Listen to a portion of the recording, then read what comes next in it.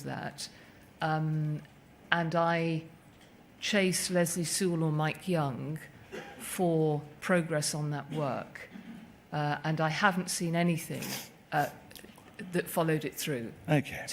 Well, let's concentrate, however, on the Ernst & Young angle for a moment, because you will accept that they recommended what it was then called an SAS 70 audit.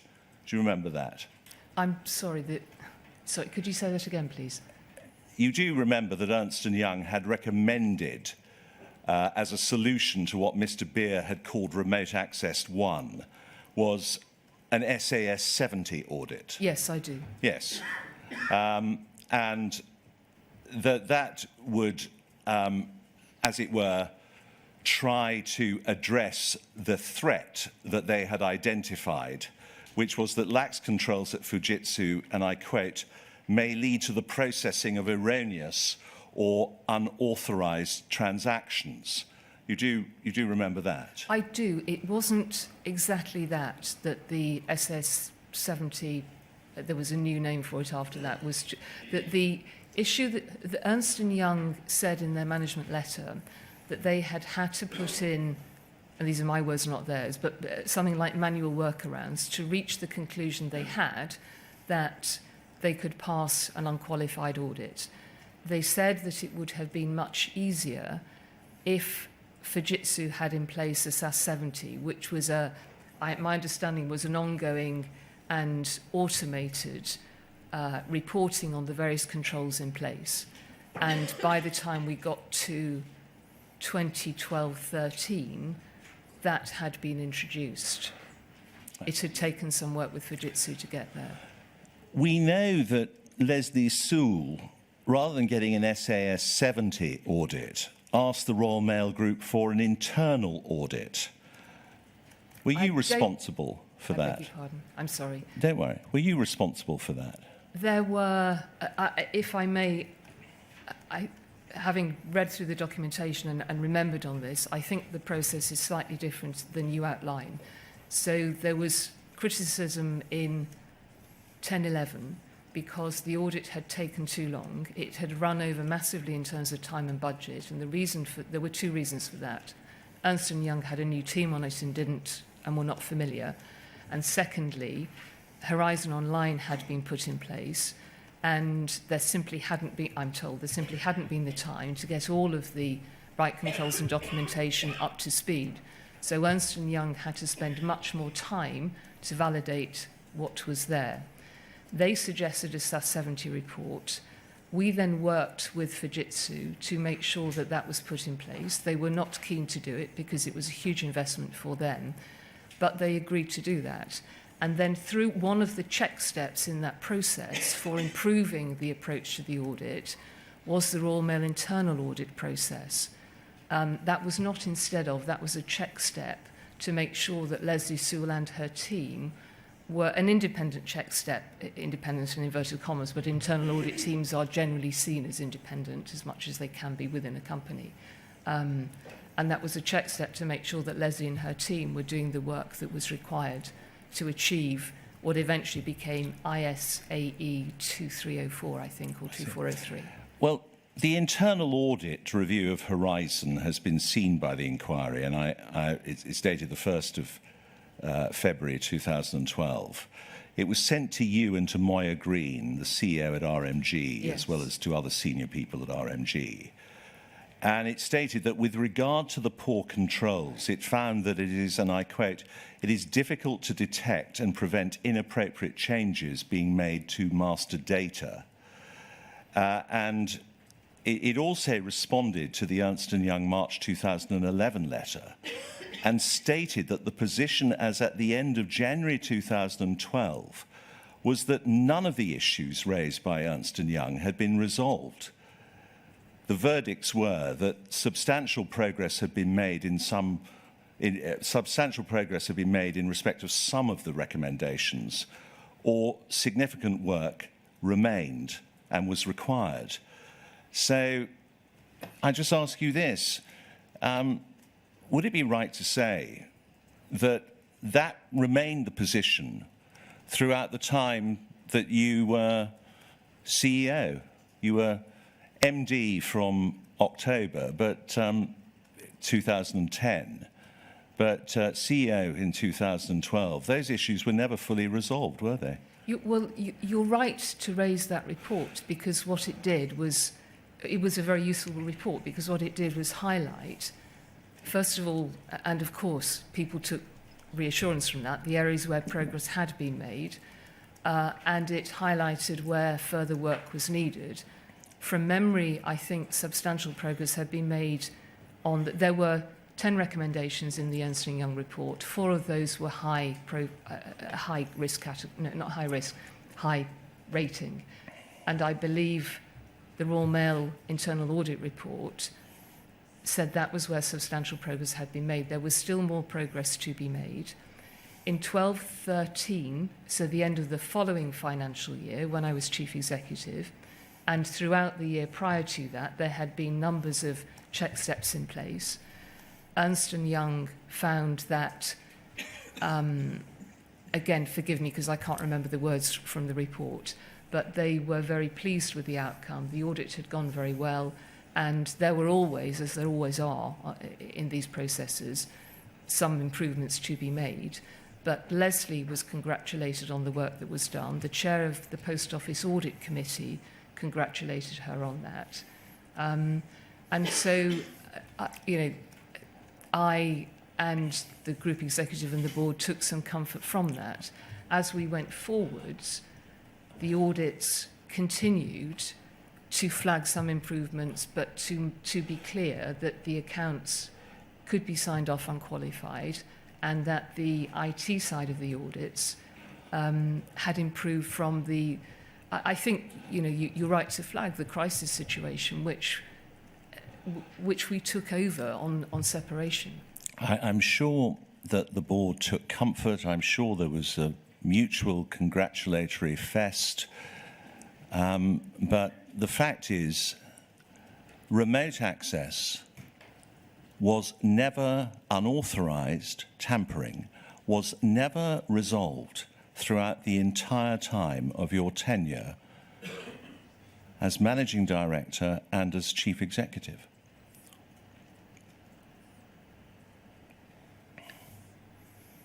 And the question is? Well, in other words, the disconnect between corporate communications, the outward face of the business, and the grubby internal reality. I'm sorry. I'm really not. I want to be able to help. You're making statements. Let me try, Ms. Vennells. I think the point that's being put to you is that throughout the period that you were chief executive, let's keep to that, makes it simpler. The true extent of remote access was never satisfactorily resolved by the senior people at the post office. So when that is correct, that right. the volume of interventions that were happening, as I understand it, and I've only understood this since in terms of what is detailed in the Horizon IT judgment and the Project Bramble report, which I've seen afterwards, is it appears as though there were interventions on a fairly frequent basis, which, as Mr. Beer said yesterday, was not uncovered, at least, was not known to me, and I believe the board and the group executive. I don't know how widely within Post Office that information was known, but clearly it was happening. It is extraordinary, though, isn't it? Because Cartwright King, your external lawyers know all about it, and yet you're saying that you didn't, the board didn't. I mean, this is la-la land, isn't it? What was the point about Cartwright King, please? Well, Cartwright King were concerned about remote access and Andy Wynne having to authorise transactions. And Cartwright King were stating that you know, they weren't sure how, to what extent the Post Office actually knew about Fujitsu's access to the system. That, I think, I'm not sure if that's news to me or not. Today, I don't recall that at all from the time. If our external lawyers were aware of that, and that was shared within the Post Office, it is completely unacceptable. I had no knowledge that Cartwright King knew that at the time I was Chief Executive.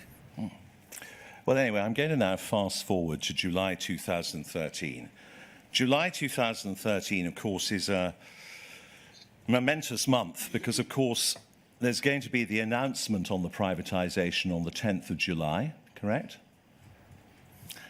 It's also the month, of course, that Second Sight presents its interim report, which was a bit of a bombshell, correct? Yeah, sorry, yes. Yes. Yes. And, of course, it's also the month, although the groundwork for it had been laid the month before, where the unsafe witness emerges into clear sight. Gareth Jenkins, fatally undermined and having put the Post Office in breach of its duties as a prosecutor. So it's a very, very momentous month. And of course, you were at the centre of all of that, weren't you? I was aware of some of that. Let's go to POL 00111, so 111625.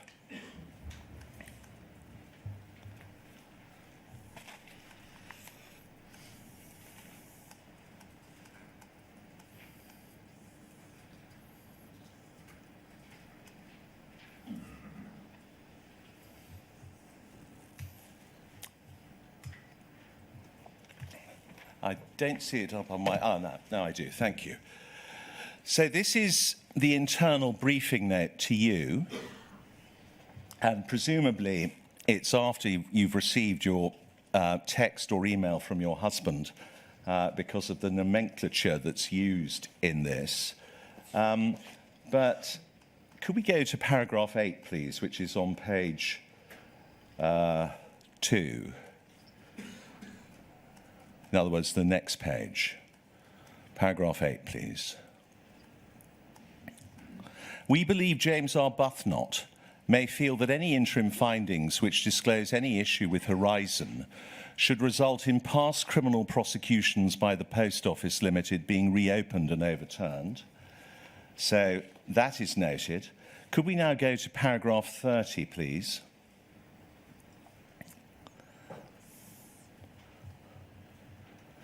The Falkirk anomaly was the subject of expert evidence in the Misra criminal prosecution, where the defence expert asserted that its existence demonstrated Horizon had faults which could cause losses, and therefore that the possibility could not be excluded in Misra's case. The prosecution expert, Gareth Jenkins from Fujitsu, etc., etc. So you knew, because you would have read this briefing and you would have read it very carefully, given the fact that it refers to anomalies and the like, which was done at your instigation, presumably. You would have been aware that Gareth Jenkins was the prosecution expert in Mrs. Misra's trial, correct?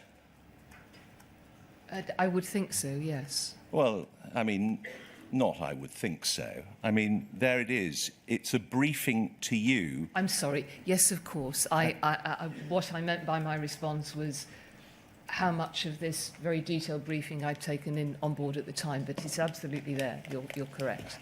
It's the job of a CEO to read briefings and take them on board, isn't it?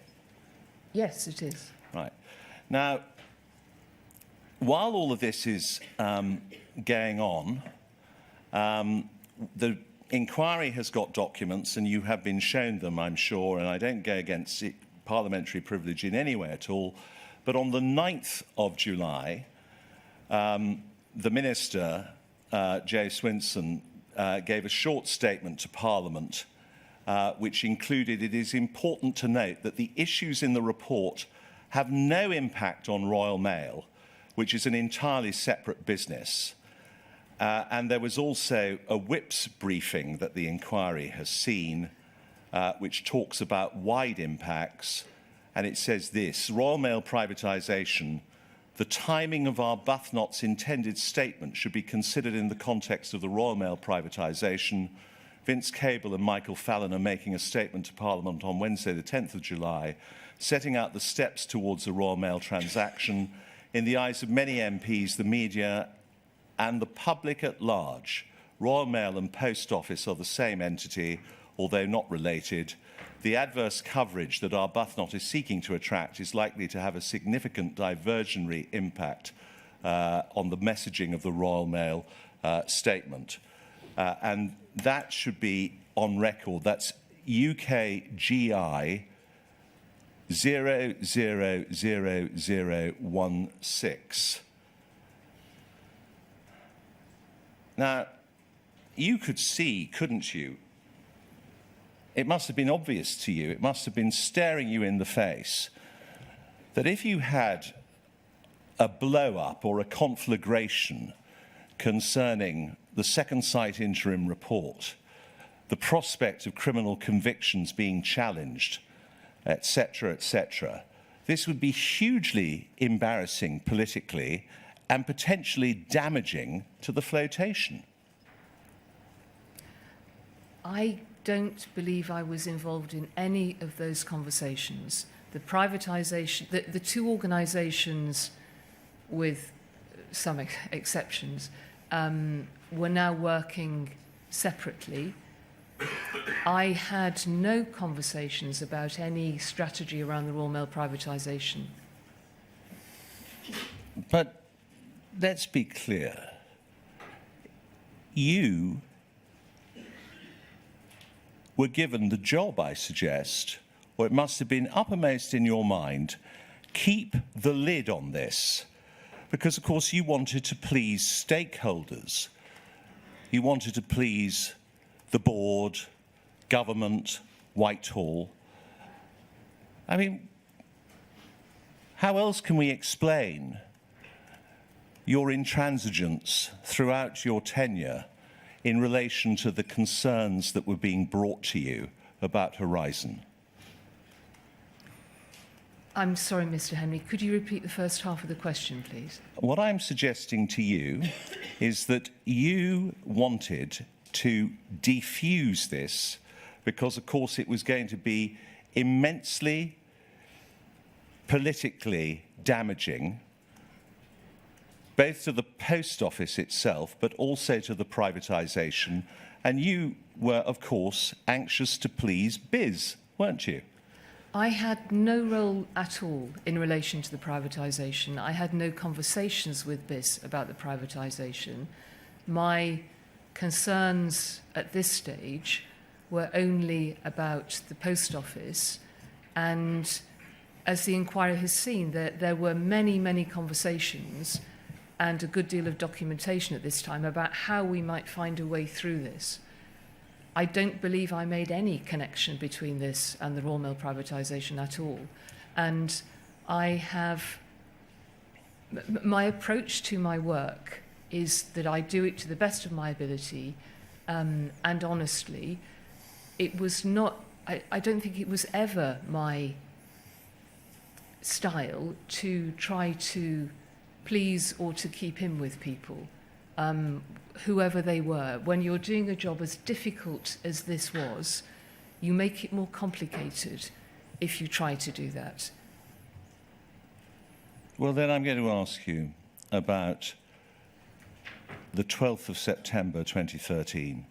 The government announces the IPO of shares in the Royal Mail Group, and that did open up a problem for the Post Office, because what was the prospectus going to say about Horizon and Second Sight? And what was it going to say about Gareth Jenkins? You say you had absolutely nothing to do with the privatisation. Why did you get involved in Bowdlerising or amending the prospectus?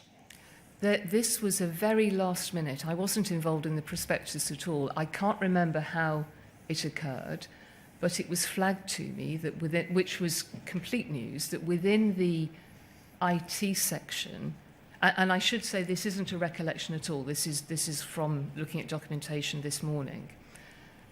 It was flagged to me that in the IT section of the Royal Mail prospectus, there was a reference to, I can't remember the words now, but risks related to the Horizon IT system. And again, I can't recall, but I clearly arrived at a view that that seemed, it seemed the wrong place to, so the line that was put in said that no systemic issues had been found with the Horizon system. The Horizon system was no longer anything to do with the Royal Mail Group. So I got in touch with the company secretary and said, this, I don't understand why this is here. Please, can we have it removed? This prospectus is about Royal Mail and then the Post Office. And I believe that was the case. The other thing I learnt from the documentation this morning that I did not know at the time is that the original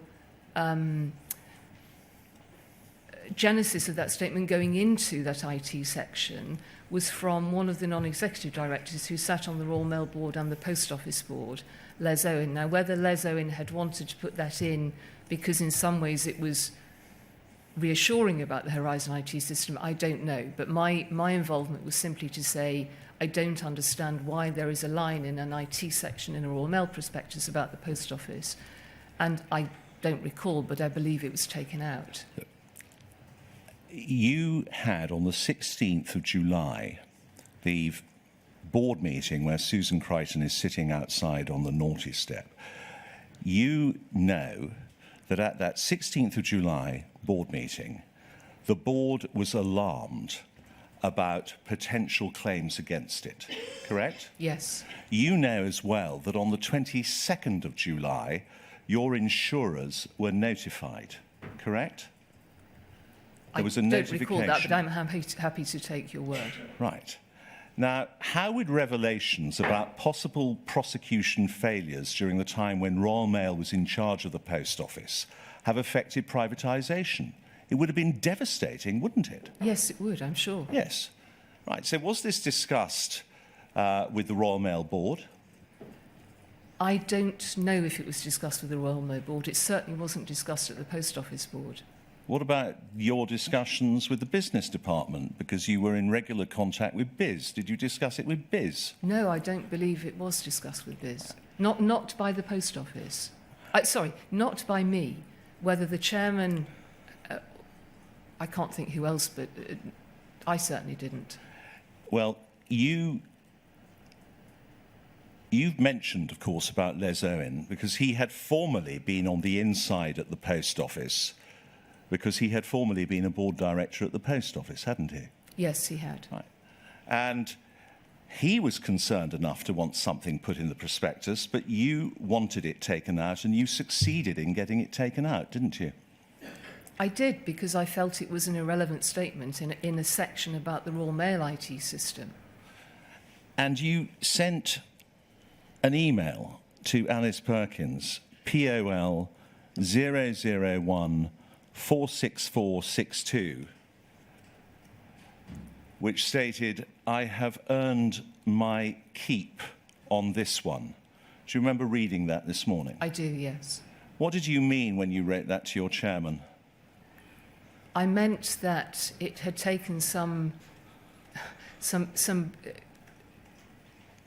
time in a very short period of time to remove that statement about Post Office IT from the Royal Mail prospectus, because I didn't believe that it was helpful in any way to the Post Office, because the two businesses were separate. The prospectus was about the flotation of the Royal Mail, and as I've said a couple of times over the last 2 days, there was always with the Post Office, and it was the same for the Royal Mail,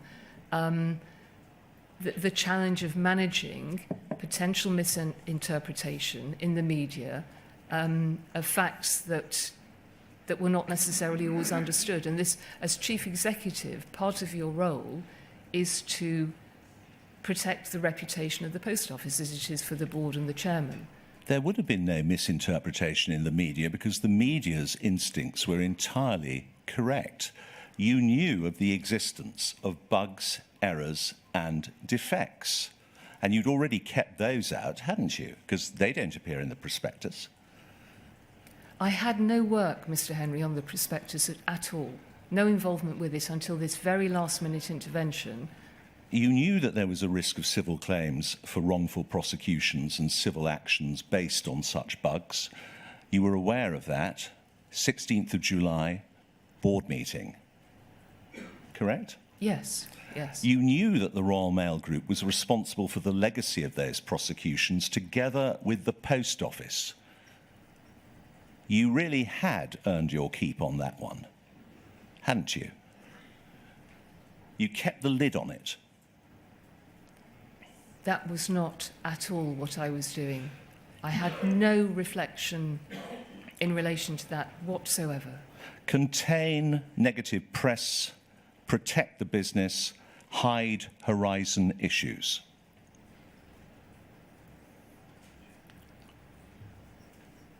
That's the truth, isn't it? No, Mr. Henry, that isn't the truth. As I said earlier, if there were difficult issues that needed to be addressed, that was what I tried to do. Right. Now, Mr. Henry, just before you go on to a slightly different topic, if it is, that line of questioning, as you'll appreciate, is new to me. So I'd be grateful if you or Miss Page would give Mr. Beer a note of the documents you've been referring to so that I can read them for myself. Thank you, sir. We shall do so. The 27th of September 2013, the prospectus is released. The closing date for Royal Mail share applications is the 8th of October 2013. And this is around the time, a month after we can know for sure that you had been told about Gareth Jenkins, because you must accept that you've been told about the Gareth Jenkins problem at least a month before the 27th of September 2013. I believe that's correct, yes. Right. I explained to Mr. Beer what I had been told about Gareth Jenkins and the bugs. Yeah. I'm just going to concentrate because I suggest that your conversation with Leslie Sewell is a creation of yours, isn't it? I'm sorry? Well, you see, you want to explain how you acquired the information about Jenkins, but at the same time being told that it wasn't a serious legal problem. So you have an undocumented conversation with Miss Sewell in the corridor where she says, oh, it's more of a practical problem, it's all a red herring. And so that gives you reassurance that it isn't a serious legal problem, as you knew it to be. I've told the inquiry exactly how I found out in the conversation with Leslie Sewell, as I explained to Mr. Beer. You see, you were fully briefed by the lawyers, weren't you? I've spoken to the inquiry about this with Mr. Beer. I was briefed by Leslie. As I explained, I came across her in a corridor looking frustrated about something. We had a conversation. She explained that, and I don't believe she dismissed it as an inconvenience, or however you suggested. The question I'm putting to you is that you were fully briefed about this, about risk, by Susan Crichton. What do you say to that? I was briefed by Susan that Gareth Jenkins could no longer be used. I'm not sure what you mean by risk. What I know now is much more about this, that Gareth Jenkins hadn't been properly briefed in the first place, as an expert witness. But at the time, I had no idea of the contents of the Simon Clarke advice. I want to ask you, please, because I'm going to suggest to you that you must have known about this by the end of August.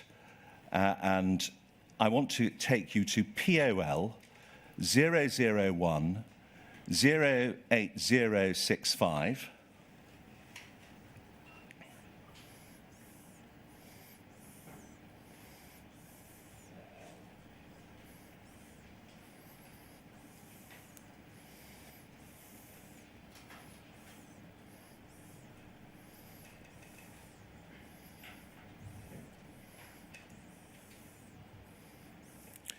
And could we go to the second page, please? And could we scroll up, please?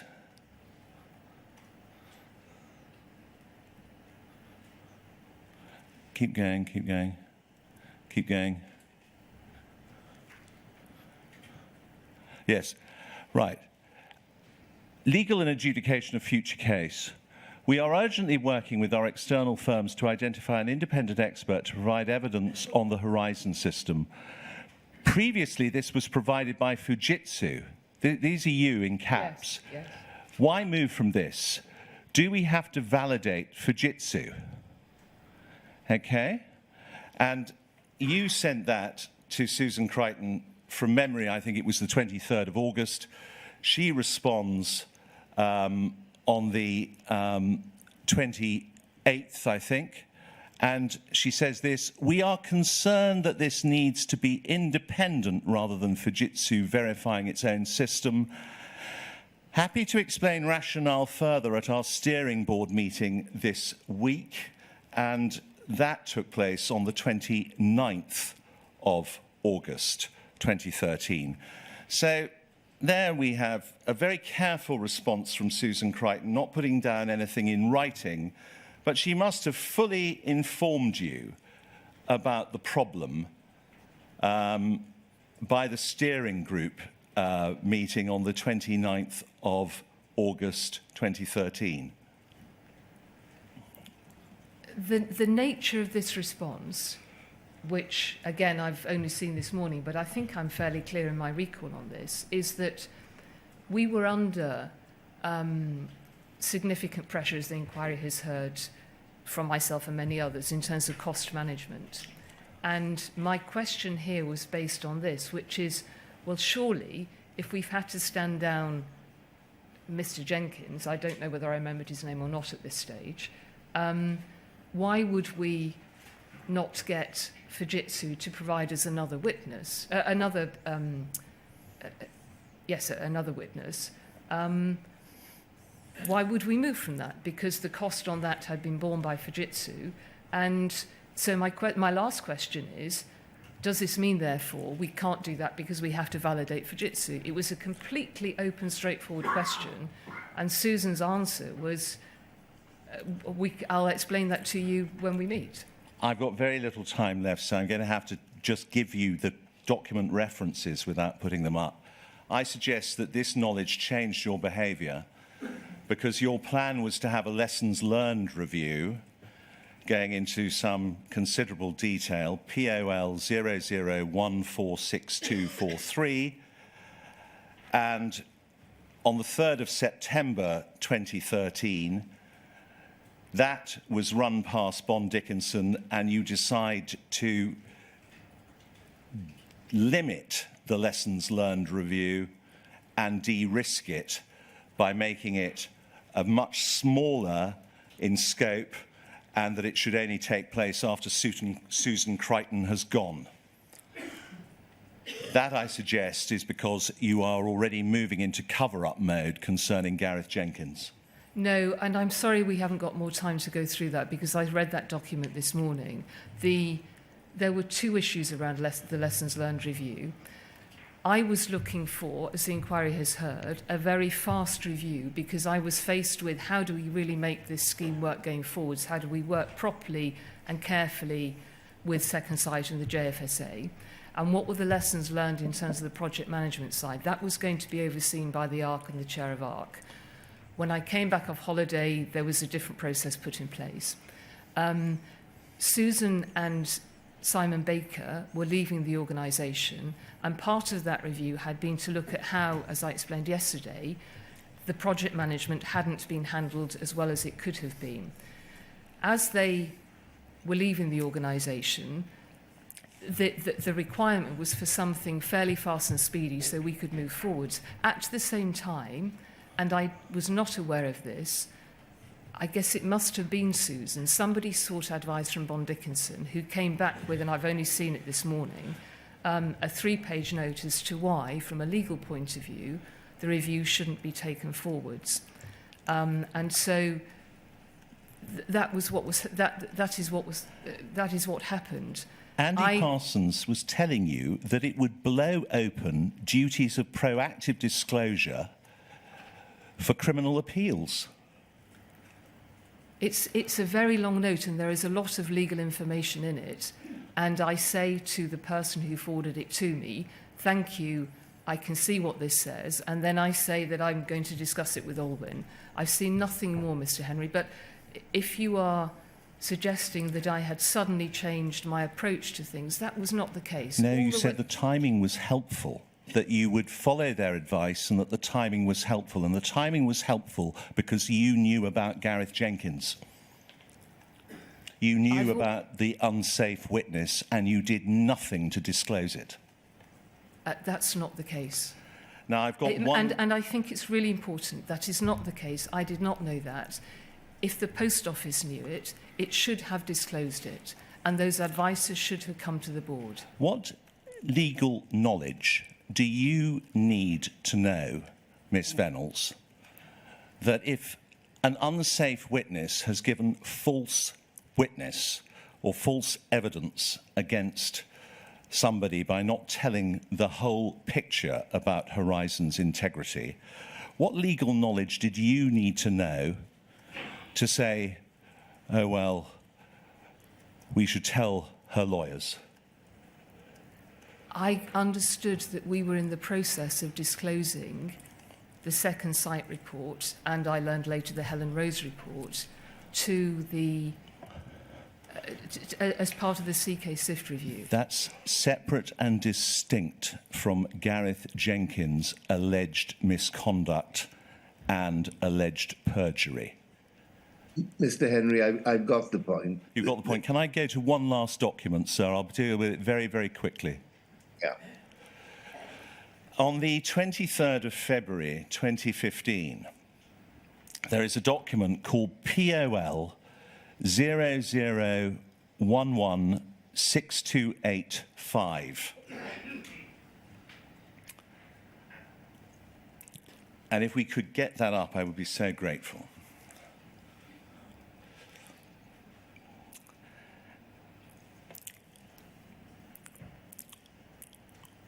And could we go to the 3.4 in the document? This is you in contact with your team. And could we go to 3.4 further down? Yes, thank you. Prosecution paper, Chris Oyard and Mark. And then you write this: if we are likely to take forwards fewer of the stack cases, what is the reason and what is the comms line to explain that? Presumably this is genuinely a post office view of lessons learnt and or closer to the supportive mutual culture we want in place. If we were to explain it like that, does it then lead to a need for further disclosure regarding past legal cases? Presumably not, as they were subject to the policy at the time. And then Mr. Oyard responds, correct, and double-checked with Brian Altman, QC. Ms. Vennells, the real reason you're not prosecuting stack cases is because you don't have an expert to validate Horizon. You knew that. No, at this state we had stopped prosecutions. Stack cases are the cases Yes, they waiting were to the be ones prosecuted. waiting. Yes, and I say in the next point actually that I'm uncomfortable keeping people waiting. This will be a big deal for them and very stressful. What you're doing here, I suggest, is what you have done in other contexts. You're spinning it, telling your team what you want to hear. You're spinning it so that you don't have to provide disclosure of that, the reason why you don't have an expert, because of the unsafe witness and the whole debacle concerning Gareth Jenkins.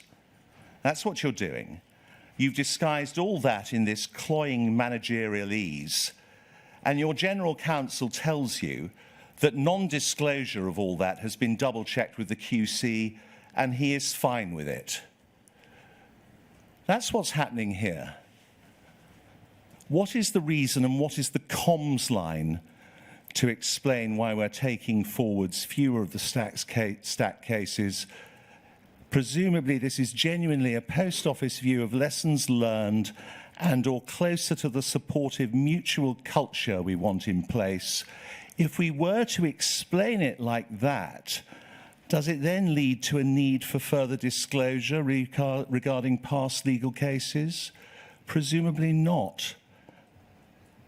Correct and double-checked with Brian Altman.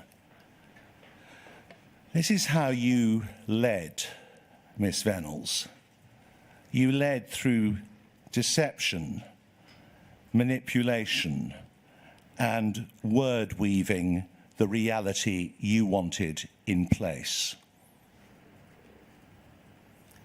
That isn't the case, Mr. Henry. I worked in a very straightforward way, and the inquiry has seen so many examples of where I fire questions in a very straightforward way, usually because I don't understand a particular issue, and that is what I'm asking here. If you can read this with a very neutral intent of me trying to seek information, that is what I was doing. I didn't work under deception. I was trying to address a culture in the organisation which I had found to be command and control, where people couldn't speak their minds and they couldn't speak up. I was trying to encourage people to work in that way. I did not deal in deception. You did not Right, want. thank you both very much. Thank you. I think that's fine. Thank Good. you, sir. We'll now have our first morning break, and Mr. Henry, you'll be glad to know that there's been great efficiency because I've already been sent a message to the effect that the documents you refer to are now with me. Thank you, sir. I have to thank my learned junior. Well, I'm thankful to you both. So we'll, I think by my what the clock, it's 10:56. So 10 past 11, all right with everyone? Yes, thank you, sir.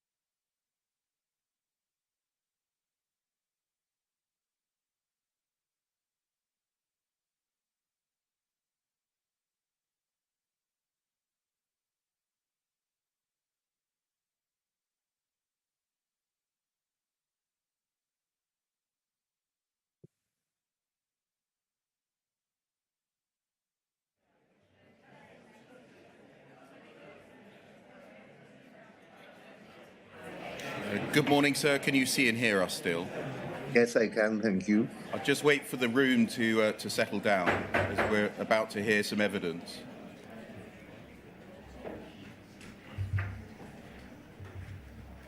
Yes, it's Mr. Steen. Yes, thank you, Mr. Beer.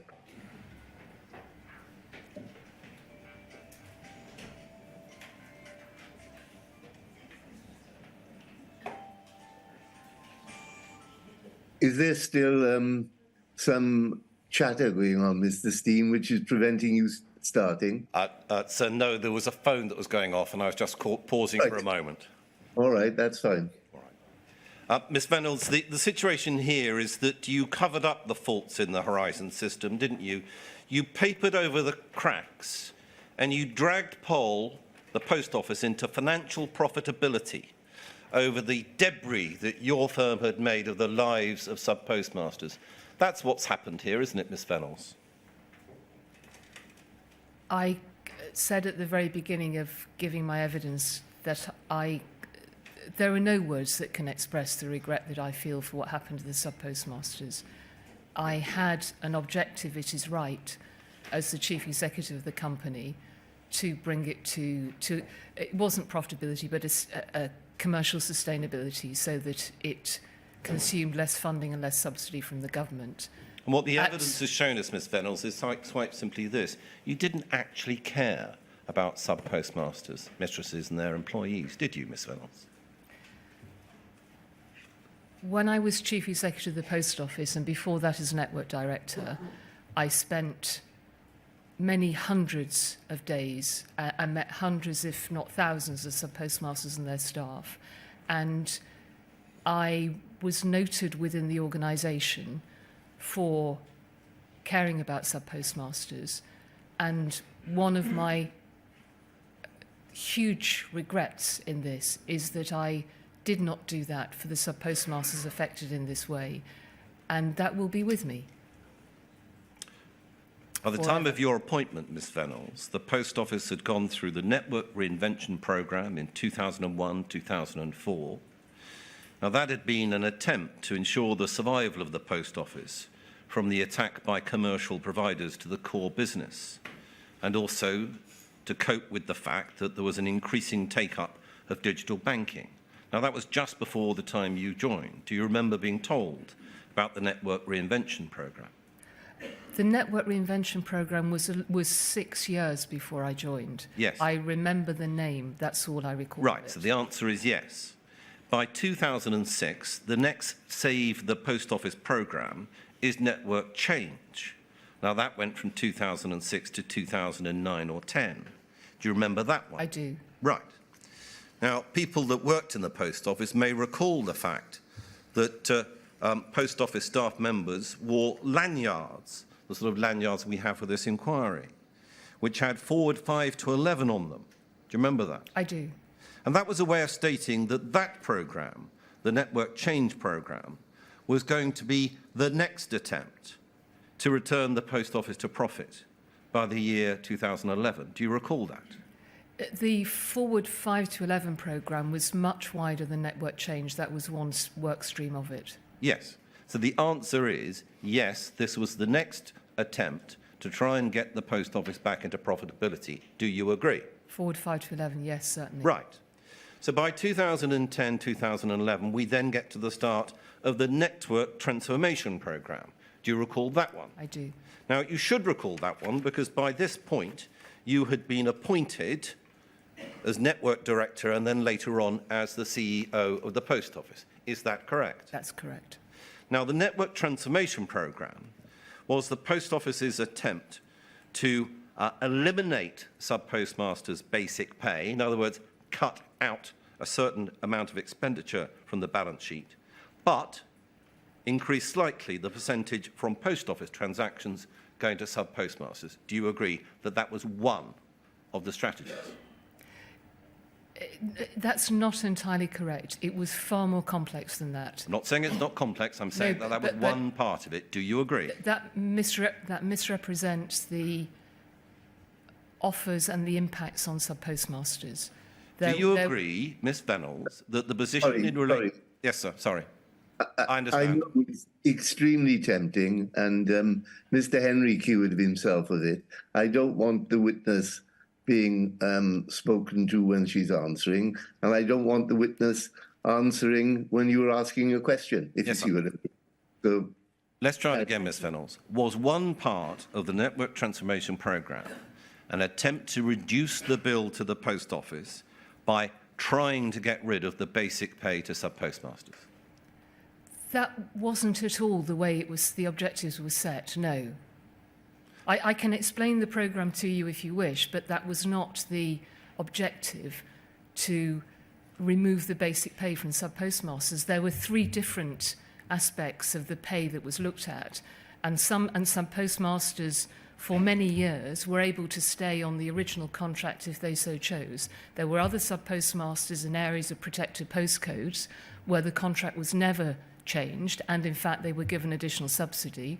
There were then 2 models of post office that were put in place.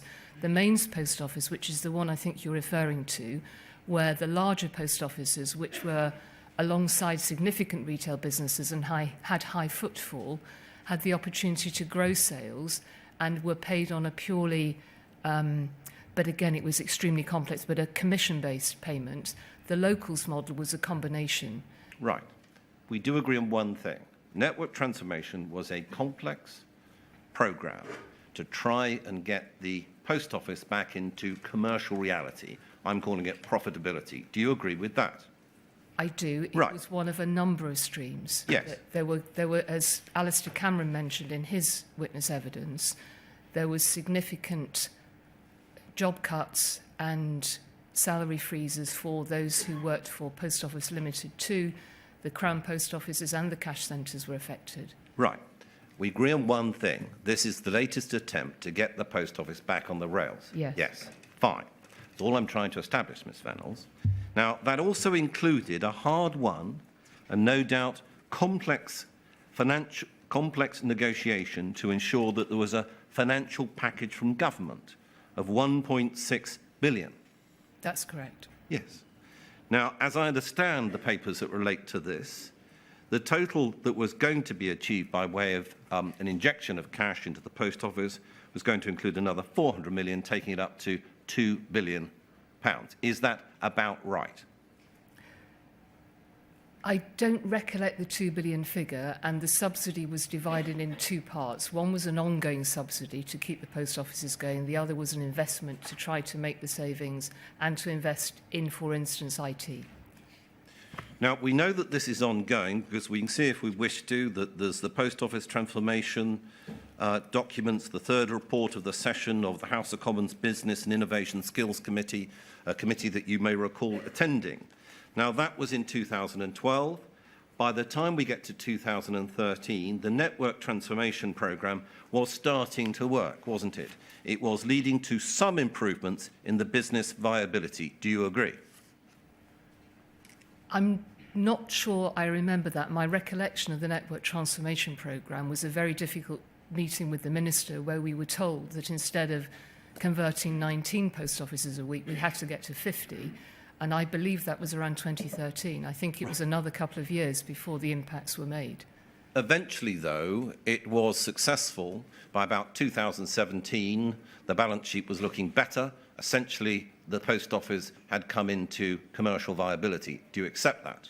I think that's probably about right. And that's largely how you got your gong, your CBE, by being able to parade the fact that this was your work as a CEO of the post office that led the post office's transformation into commercial viability. That's what you got the gong for, isn't it? I didn't put together the testimonial for the CBE. I never saw what it was recommended for. It was for services to the post offices and for charity. I'm sure that was part of it. But the other part of the turnaround of the post office was keeping post offices in communities across the UK. When I joined, and you quite rightly point out the Network Change programme, we were closing thousands of post offices, and that was devastating communities. And one of the significant outcomes of network transformation and the whole turnaround programme was that post offices became sustainable and very few closed. And so the UK was better served in that sense. Thank you, Ms Vennells, for describing your view on what happened. So we do know this, 2013, by that point, we had all of these different programmes in place to try and rescue the post office. The latest one that was the latest attempt with network transformation. So let's just see how we compare that to what actually happened in relation to the Horizon system. On your account, you had been repeatedly assured that the Horizon system was reliable. Do you agree with that? I agree. Right. By 2013, you had learnt the bugs did exist within the Horizon system. Is that correct? That's correct. And you'd learnt the 14 branch issue bug existed. Is that correct? Yes. The 62 branch issue bug existed, otherwise known to the inquiry as mismatch bug. Yes. Yes?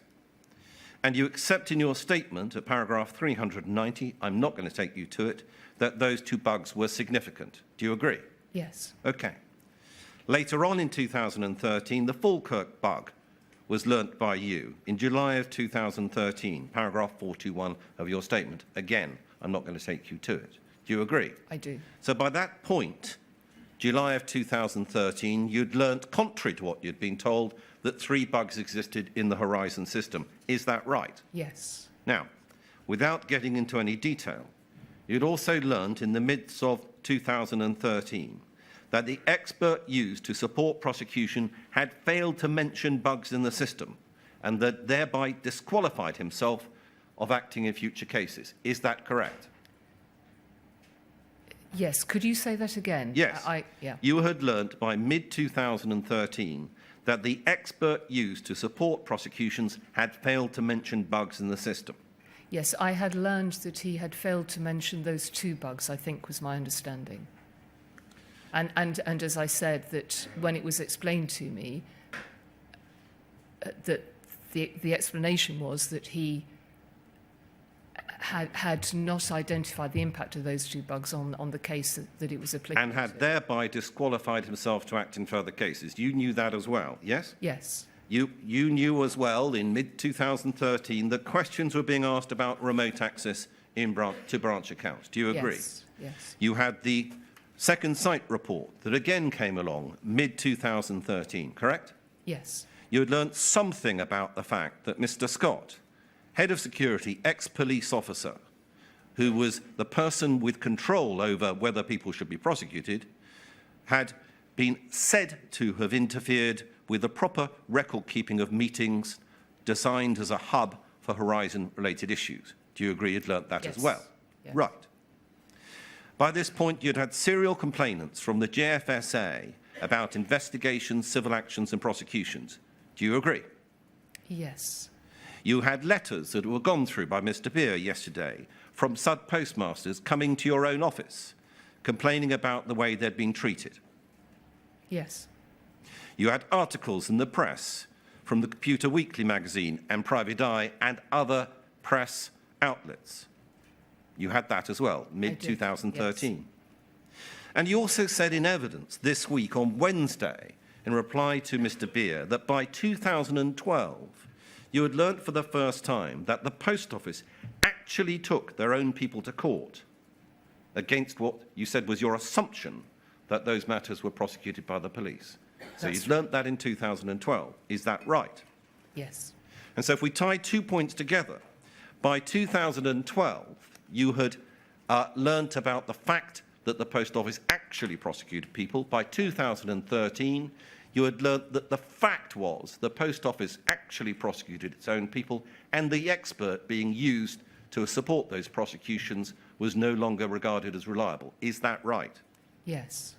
You also knew that there was a reputational and potentially financial risk to the Post Office that had to be discussed with the board, arising from possible attempts to reopen past convictions. You'd learnt about that as well, hadn't you? Yes.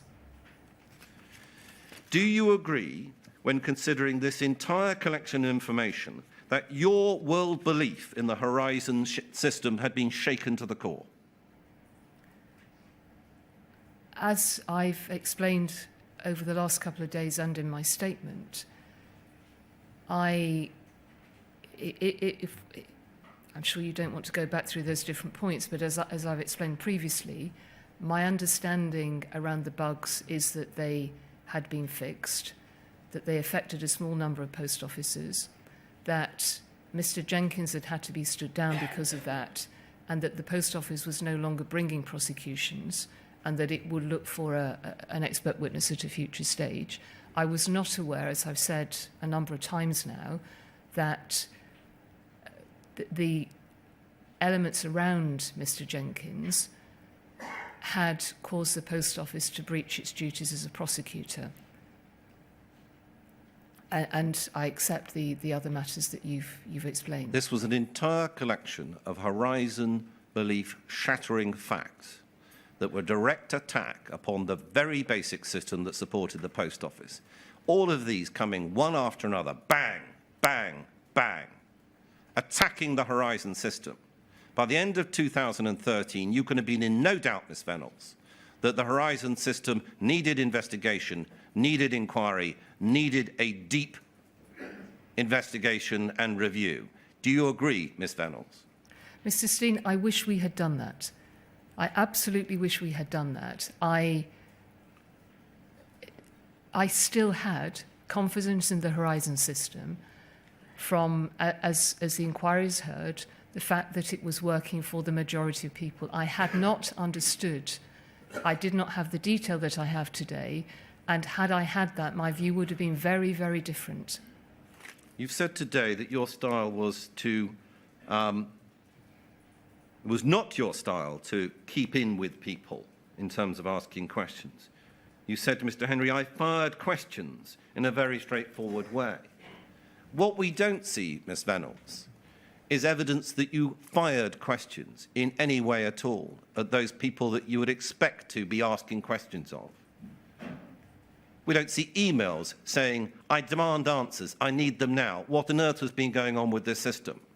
We don't see those emails, Ms. Vennells. Why not? I had conversations, as the inquiry seen, with the Chief Executive of Fujitsu. I spoke frequently with the CIO. She and her predecessor were involved whenever issues came up with the Horizon system. When the letters came in from MPs and members of the public raising issues around the Horizon system, the experts were consulted and the answers were taken from them. Questions were asked all of the time. Whether I asked the right questions, whether I was given the right answers, I think is now a matter for the inquiry to look at. And so which is it, Ms. Vennells? I agree with the chair, and I apologise if I've interrupted you, but which is it, Ms. Vennells? I'm sorry, which is it, Ms. Vennells? You either didn't want to look under the rocks because you didn't dare see what was under there, or you didn't ask the right, deep-rooted questions. Which is it, Ms. Vennells? Go for one or the other. There's got to be one.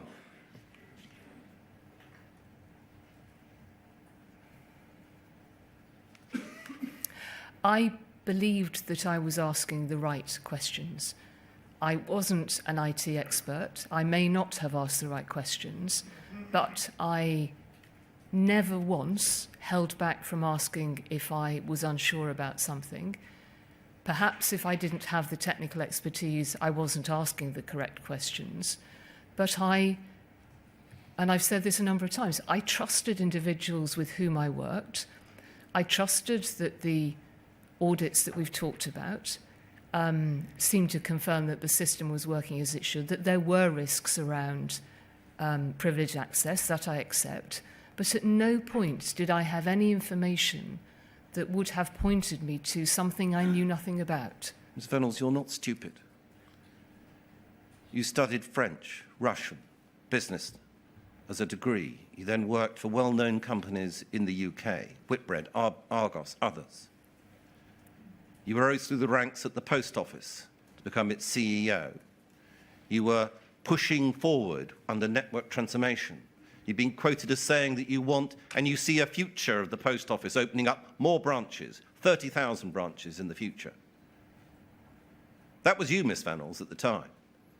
A vision you were expressing to everyone that asked. about what you could see for the future. Yet here, all of these facts were adding up to there being a real problem, a really difficult problem to chew over, right the way through 2013. You failed, didn't you? You failed to get into this on your account. You failed to ask the right questions. You couldn't be bothered, could you, Ms. Vennells? The risk was too great. Looking under that rock, you're going to find a problem. It's going to devastate the post office, ruin it. You couldn't let that happen, could you, Ms. Vennells? I loved the post office. I gave it...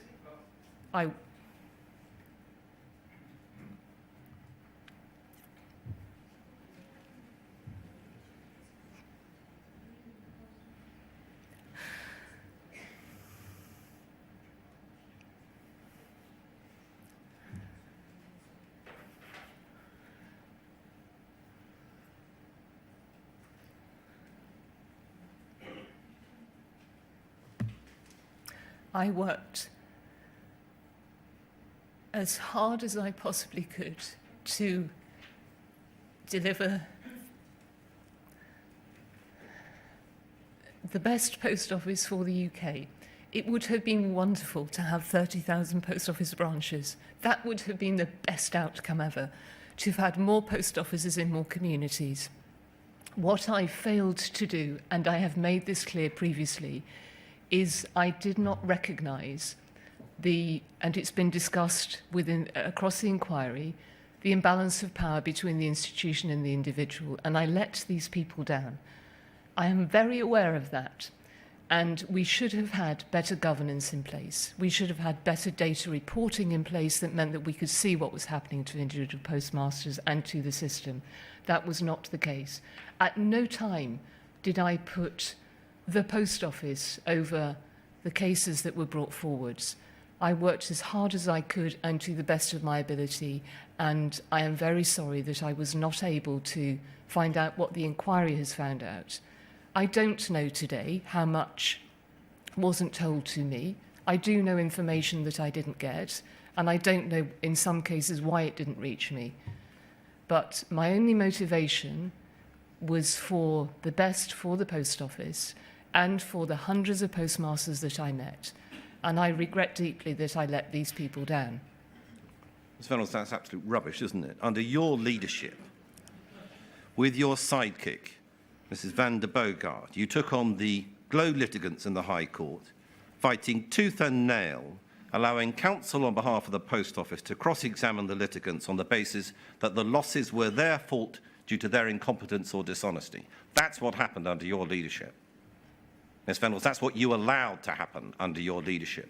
This wasn't thinking, hang on, there might just be a problem with the system. I'd better be careful. This was tooth and nail, fight for the Post Office, wasn't it, Ms. Vennells? And Mr. Steen, my ambition was that every case in that scheme was looked at, and the inquiry has heard, and I was disappointed when Angela van der Boogaard gave her evidence that she didn't talk more about that, because one of the consistent piece of feedback we had on the investigations in these cases is, and the inquiry heard it from Patrick Bork as well, is that they were looked at in every detail, they were re-examined, the system was apparently considered. I don't know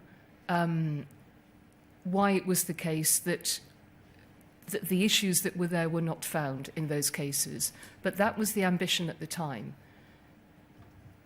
Well, let's have a look at what you said to Mr. Beer in your evidence on the first day, when you said that you feel that there was a lack of governance and that you were too trusting. Now, as we've already discussed, your statement says that you were first aware of the bugs, suspense and mismatch in 2013, but also you explain in your statement, and you refer to a speaking note, and so for your notes, it is paragraphs 363, 364, that you knew that those bugs were from the period 2010 to 2012. Do you accept that? Yes, I think so. Right. Well, I take you to the relevant paragraph. I'll Plain and take your word simply for it, there, it's you're fine. told in a speaking note that these are old bugs, okay? Or old bugs in terms of going back before 2013. And you say in your statement, you'd never been told about bugs, errors, or defects in the system. And you say in your evidence that what you've been told about the Horizon system's robustness was wrong. That's what you're saying. Do you agree? Yes. Okay.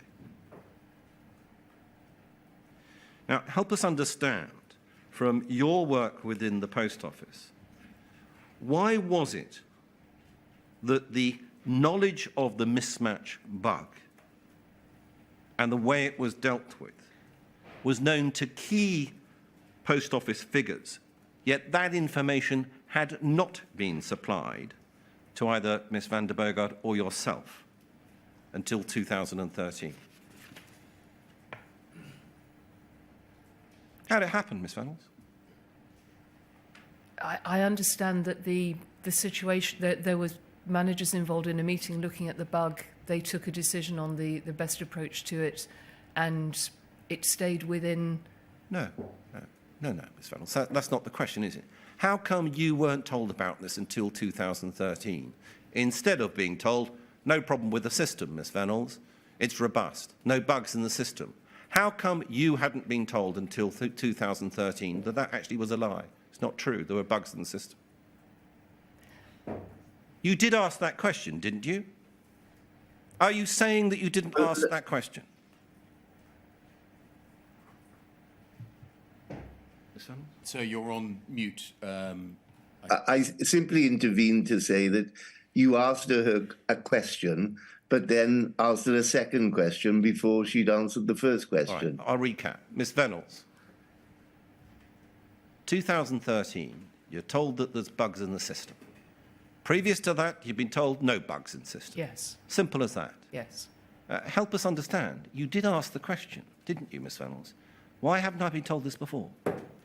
I asked the question, so I cannot remember today what question I asked, but I'm sure you're right that I would have asked that question, and I imagine the answer that came back was this is a bug that happened in 2010, it was fixed. At the time the bug happened, I don't know where my responsibilities lay. One imagines that the issues around the IT were raised to the IT director. What I did when I was told about the bug was to accept, too readily probably, that it had been fixed and the right thing had been done.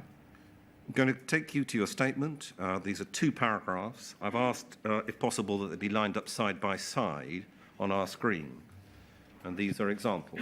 I'm very grateful. These 2 paragraphs, paragraphs 129 and paragraph 388, they say roughly the same thing, and there are other paragraphs. I'll deal with those in a moment. Page 129.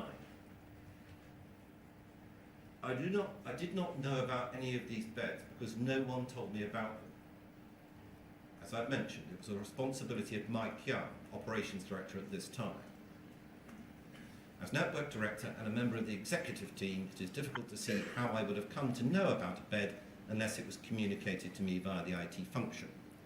Paragraph 388. I do not think I ever turned my mind to whether there are any bugs in Horizon, which could include entirely harmless glitches. My understanding until May 2013 was that no bugs had been found in Horizon which could affect branch accounts. I believe that because it was what I'd been told by a series of senior IT managers over many years. Now, by July of 2013, you had learnt of 2 bugs. You'd then learnt about a 3rd bug, the Falkirk bug. So what you've been told by these series of IT managers over the many years of your employment at the Post Office was not true. Now, in the simplest of possible terms, you must have decided, well, I need to find out why have I not been told about these bugs. Did you do that, Ms. Vennells? I'm not sure that I understand what... Sorry, ask the question again, please. Yes. By 2013, you'd learnt of 2 bugs, and then a 3rd, the Falkirk bug, being the 3rd one. Yes? Yes. We can see on the screen that you're saying in your statement that you've been told repeatedly by IT staff members that there were no bugs in the system. So my question is the simple one. You must have asked, why have I not been told about these bugs before? What's going on? Did you? When I learned about them in 2013, my priority was to the post offices to understand that no post offices had suffered any detriment as a result of those bugs. I worked personally on the local suspense bug to make sure that all of the issues related to that were seen through, and I accepted, in terms of the payments and mismatch bug and the later the forecut bug, the explanations that I was given, that the bugs had been raised, they had been dealt with, and I accepted those explanations that were given. Did you ask the question? Mr. Why Steen, I cannot remember if I asked that question or not. Well, the only way to understand your evidence is if you're saying that you care about sub-postmasters, if you say that you care deeply about the system, would be a sensible, intelligent CEO would say, what's been going on? Why did I not get told that there were bugs in the system, that they existed, and that they were the mismatch bug, suspense bug, calendar square, all of that? And in terms of the bug that arose when I was CEO, the local suspense bug, as I said yesterday, I had a conversation with Alwyn Lyons where I said, I want to take leadership on this and I want to demonstrate that we will handle these things properly. However, the two previous bugs have been handled was not something for me to deal with. I was reassured that they had been sorted out as they needed to be, and I was now working on the one that was still extant, the local suspense bug, and that was what I was doing. You've said the one of them went back to 2006, and I accepted the explanation that that had applied to the legacy Horizon system, that it had been fixed, and the trouble is I don't know if I remember now from the documentation I've read in preparation for the inquiry or whether I can remember it from then, but that hadn't had impact on the cases. I think Mr. Castle's case was mentioned in respect to that. And the payments and mismatch bug, I accepted that the work had been done on that, and I was concentrating on what needed to happen to the current one.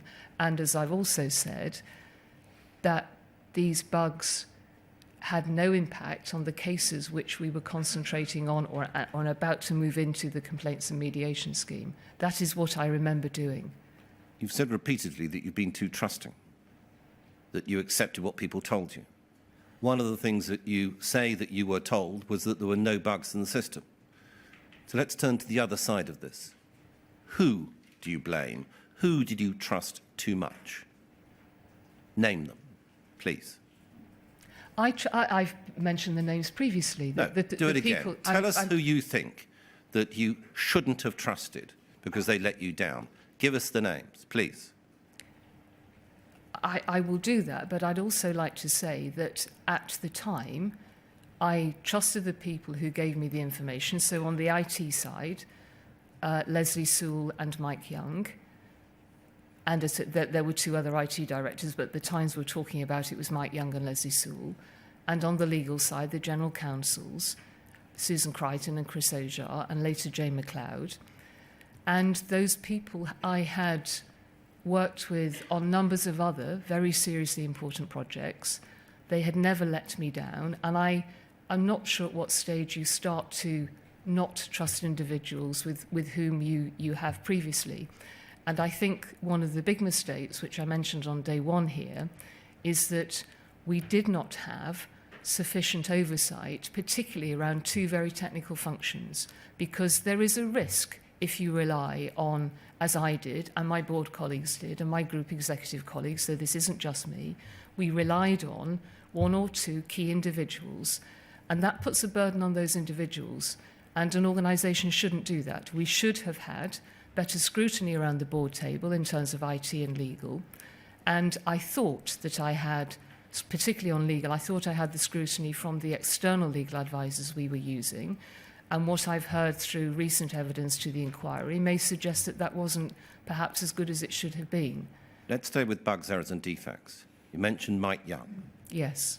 Right. Mike Young was referred to in your statement as someone that had told you that there's no difficulty with the system, there are no bugs in the system. By mid-2013, you knew that not to be true. He was someone that hadn't told you the truth. Do you agree? I don't know. In terms of the question put in that very black and white way, yes. I don't know what Mike Young did or didn't know. I can only go on what he told me at the time. As of July or the summer of 2013, was Mr. Young still working at the post office? Thank you, Sir Wynne. I was going to mention that. I think he had left by then.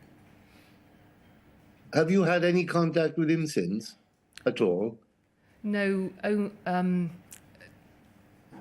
terms of complete transparency, I think once he was an officer in the Para Regiment, and I contacted him once on November the 11th.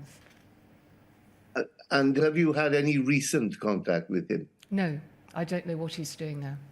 Thank you. Now, I don't want to be elliptical about this, Mr. Steed. It's just that the inquiry to date has been unable to trace Mr. Young. And so I was seeing if Ms. Vennells could help us. No, I'm I sorry. understand that, sir. I had wondered why he hadn't been here. Now, let's turn to another matter. The contract with sub-postmasters. Now, you know, because you've read the judgments from Mr. Justice Fraser, now Lord Justice Fraser in the High Court, you know that the contract was discussed in detail in the judgments that he gave, yes? And you know that the original contract stated that the sub-postmaster is responsible for all losses caused through his or her own negligence, carelessness or error. That's what it said originally, yes? Yes. Okay. But you're also aware, no doubt, from your own work within the Post Office and the evidence that we've heard from, this is an example, Miss Harding, an accountant that was called in relation to the impact programme, and a Post Office employee, that the interpretation that had been placed upon that contractual terms was that they, the sub-postmasters, were liable contractually for any shortfalls which had to be made good. You were aware of that? I don't remember that, but I'm happy to accept it. Well, Mr. Yes. Cameron gave evidence about that. He explained that traditionally it had been because the Post Office didn't have visibility on what was going on within a Post Office branch, okay? And so we get the Horizon system that comes in, and we know that shortfalls are being identified and that sub-postmasters and mistresses are being told to pay up thousands and tens of thousands of pounds from their own money. You're aware of all of that? I am, yes? yes. Okay. When, before the High Court judgments, did you become aware that the Post Office treated sub-postmasters and mistresses as liable for all and any shortfalls?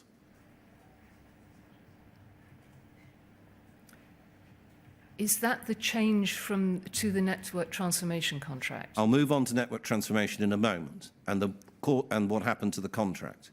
So my question is, before the High Court judgments, when did you become aware that the situation within the Post Office was that sub-postmasters were being told to pay up for shortfalls? I believed that was the way the contract was in place from when I joined as network director. Okay, all right. So you accepted, is this correct, that there was effectively automatic liability for a sub-postmaster for an apparent shortfall identified on the Horizon system of, for example, £20,000? That's what you believed was the situation, and you thought it was fair. Is that right, Ms. Vennells?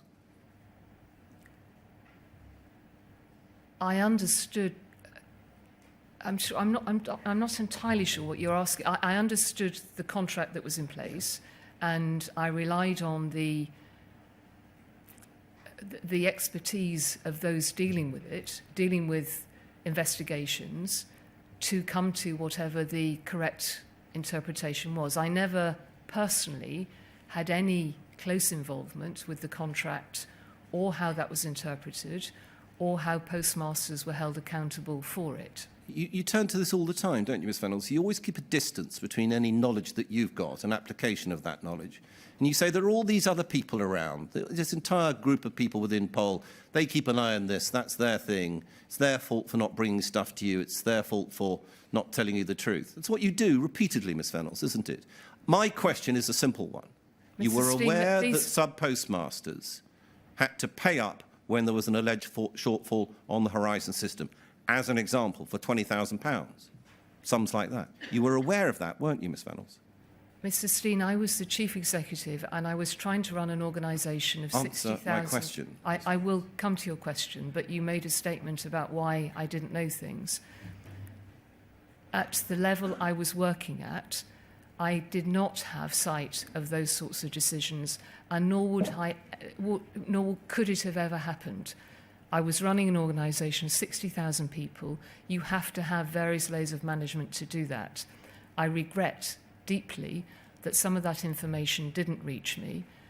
And I accept what you say, that the Post Office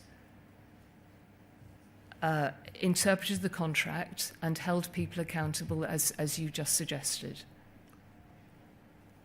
When did it come to your attention that people were being asked to pay up for very large sums of money that were identified as so-called shortfalls? When, Ms Vennells?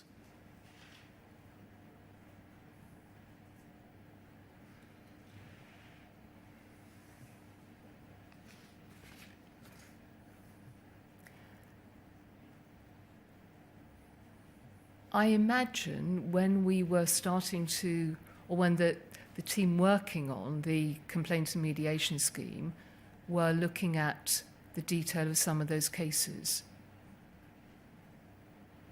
And I knew about Mrs. Misra's case, which was a huge amount of money. I can't remember other examples, but I'm sure there were some. Right.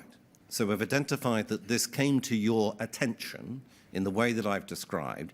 This, again, is around 2013, is that fair? Yes, I would think so. Okay, right. Now, what inquiry did you make, having this being brought to your attention, that the Horizon system blames all shortfalls upon sub-postmasters for large sums of money? What did you do about that? What inquiry did you make about it, Ms Vennells? I set up the complaint and mediation scheme to look into every single one of those inquiries. See, a reasonable, caring CEO would have said, I want answers. I want to know what's going on. I want to find out about what's happening to these people, the sub-postmasters, that are lifeblood of the system. And I want to know that answer with me now, not set up some distant review. Ms Vennells, you didn't do that, did you? I think you will find cases where I asked those sorts of questions, but where we were dealing with historic cases, they needed to go through a proper review process. You can't, just as a chief executive, ask somebody for their opinion on something. You have to go into it in a huge amount of detail, which is what I understood was happening. And I regret that we did not deal with those cases as we should have done. Now, we've mentioned the network transformation programme, and we're going to just have a brief look at the 2013 version of the contract, which is at POL 403872. And can we go, please, to page 12?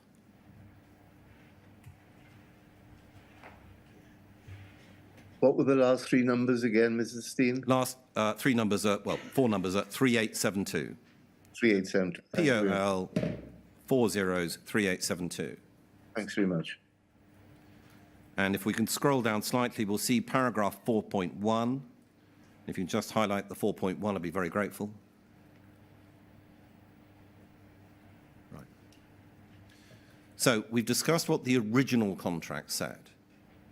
The original contract, which said that the sub-postmaster is responsible for all losses caused through his own negligence, carelessness, or error, okay? So, network transformation programme coming in relation to the new contract being put in place, we think the new contract, by 2013, and this contractual term that we're about to look at is repeated in 2014. Okay? And so it says this. I'm sorry, could you just say the last point again about the relevance of the two dates? Right, 2013 is the version of the network transformation contract, the new one that came in that time. Thank you. And this is repeated in the 2014 version of it. So Right. 2013, 2014, we've now got this contractual term. Paragraph 4.1.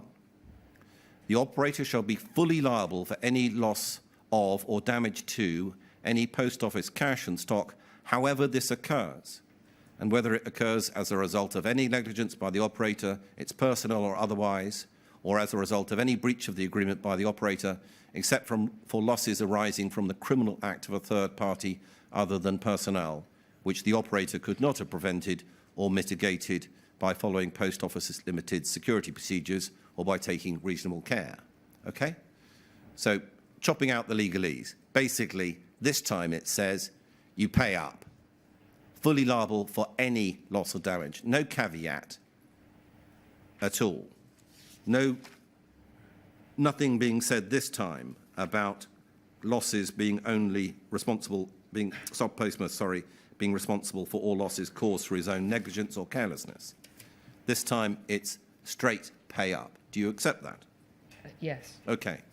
So again, by 2013, what you've known about, and we've gone through, the collection of problems in the Horizon system, which tell you that there are bugs in the system, tell you that there's a problem with the expert that was called in cases in relation to the system. What the Post Office does, in the teeth of all of that evidence and those issues, is it actually tightens the contractual screw, doesn't it, on sub-postmasters. That's what the Post Office was about.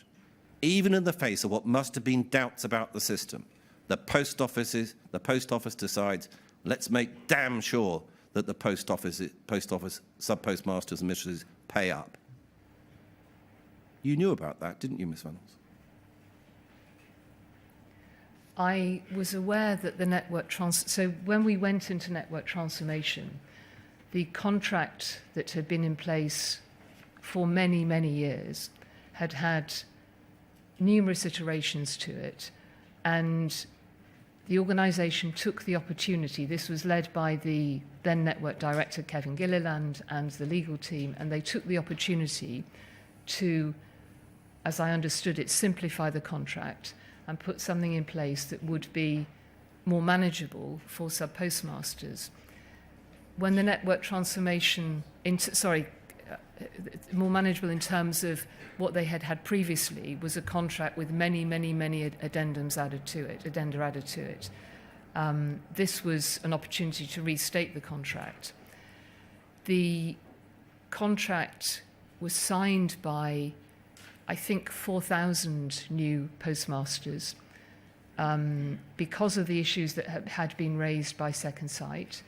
We made sure that they had copies of the contract and that they had legal advisors to assist them as they went through it. As far as I'm aware, we had no feedback whatsoever about, well, to be fair, the new people coming in would have known this was a change, but there were also existing sub-postmasters who signed for the new contract. I understand the point you're making about this tightening it up. I didn't know that at the time, but it was accepted by the new and the existing sub-postmasters who had changed to this contract with legal advice. But I completely understand the point you're making. It's under your leadership, Ms. Vennells. This is under your leadership. You were meant to be setting a tone that should have gone through this organisation, a tone of caring, you've explained. No one could have cared more for sub-postmasters. But under your leadership and your tone, they tightened the contractual screw.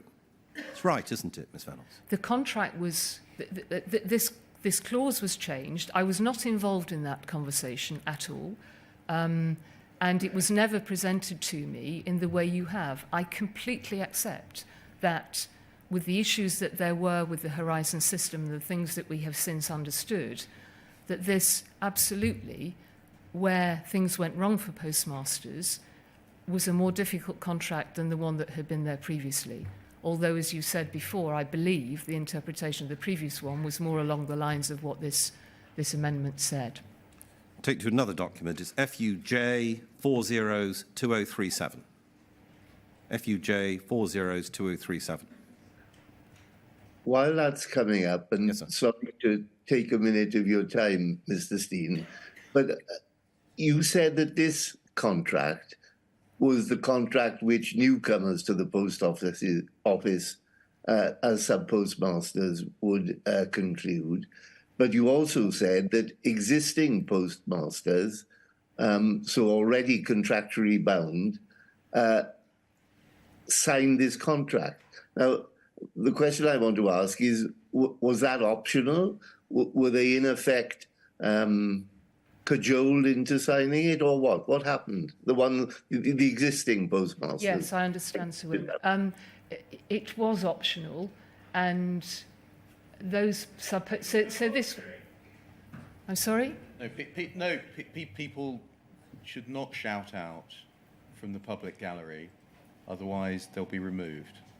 The witness should give her evidence without interruption. Thank you, Mr. Beer. Thank you. I tried to explain earlier, this was quite a complex program network transformation. There were a number of different options for sub-postmasters. Some chose to stay on the existing contract. Some, in a sense, had no option other than to stay on the existing contract because they were within what were called protected areas.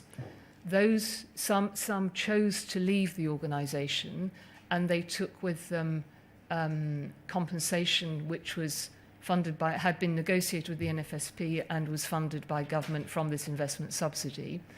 And others chose to take an investment which the Post Office made with them, for them and with them, to convert their existing post offices to what was called a mains or a locals post office. And that was when they changed to the mains contract. So I don't know, Sir Win, the number of post offices in the new mains contract which were existing or new sub-postmasters, but there was a mix of the two. That's fine. I just wanted to get a flavour of what occurred. Thank you. And you can add 2 minutes to your time, Mr. Steen. Thank you, sir. I'll try and use them wisely. FUJ I should have been briefer. 402037. Thank you. Now, this document is an application support service fourth line service description. Now, that rather entertaining title is a document that is dated the 24th of August 2006. So this predates your employment, okay? We go to the bottom of the first page, please. And you'll see that this document has I'm got sorry, a Mr. Steen, what was this document? You could just tell me the title go to the top again, please. Right. What this document is, application support service, fourth line service description. Okay? Right. Okay. All right. Thank you. So just to make sure, as it says Fujitsu services at the top left-hand corner, just to make sure that this is also known to the post office, we'll go to the bottom of the first page. Thank you. Right. You'll see there, approval authorities, name Dave Hulbert, Post Office Head of Systems Operations, and Richard Brunskill, Fujitsu Services, okay? Yes. So it's a joint document, Fujitsu and Post Office, 2006, all right? I'm going to go to page 9, paragraph 2.7.1 at the bottom of the page. Okay. Now, you've been asked a number of questions by Mr. Beer, which was that the inquiry has been able to find out documents that demonstrate that there were issues within the system. The inquiry has been able to ask the right questions and receive documents describing the issues within the system, okay? Now, all you needed to do was ask, what do we do about these bugs? Look at the bottom of the page, 2.7.1, third line support service. The third line support service works closely with the application support service, fourth line, to provide bug fixes, to enable the resolution of software incidents. 2006, Ms. Vennells. An entire system that is devoted 4 lines of support that are operated by the Fujitsu system, paid for by Pol, trying to get to resolve bug issues. And you didn't ask the question, how do we fix these things? What's the system? Or did you? I asked the question in relation to, as I mentioned earlier, my answer's the same. I asked the question on the local suspense bug because it was still in place, and I accepted what was explained to me, which was that these were, I don't think we even had a conversation about the Calendar Square bug because it was so long ago. The one in 2010, I was told that all the work had been done and had been fixed. I completely understand the point you're making. That there must have been other people in the post office who knew that this... One of the questions I have asked is that there must have been IT managers, whether as senior as Dave Hulbert, I don't know, but who knew that this was happening. I heard Mr. Cipriani's evidence, where I heard that there was fix upon fix and documentation wasn't in place. I don't understand why the post office or who in the post office knew this. I don't believe any chief executive, let alone network director in a different stream, would understand about the 3rd or 4th line support of an IT system. But I'm very disappointed that I didn't, and that somehow that information wasn't explained in some way. You're doing it again, Ms. Vennells, aren't you? Wasn't explained. You're doing it again, aren't you? You're saying that other people it might have been quite nice if they'd explained this to me. You do that as a way of avoiding the problem, which is that at best you didn't ask the question, at worst you knew that the answer would not help the post office. It's what you do, isn't it, Ms. Vennells? You distance yourself time and time again, and you blame these mysterious other people for not telling you the truth. Mr. Steen, the inquiry's seen the number of questions I asked. If I ask questions of senior people in IT or legal around issues that I don't understand or issues I don't know about, if I don't know there is a 3rd line support service providing bug fixes from 2006, I can't ask the question about it. I'm going to turn briefly to whistleblowing policies and how that was dealt with by the Post Office in 2018. Document POL 30/30969.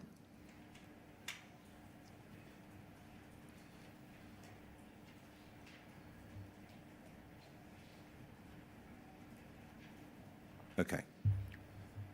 So this is group policies, whistleblowing policy, whole document as I've described. It's a Post Office document. And the date of this, I hope you're taking from me, is 2018. So it's within the period of time whereby you're still at the Post Office, okay? Yes. All right.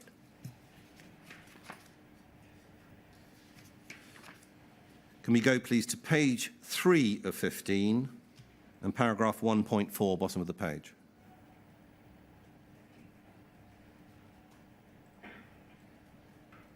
Now, Ms. Vennells, you know the importance to a business of whistleblowing policies, don't you? Yes, I do. Yes.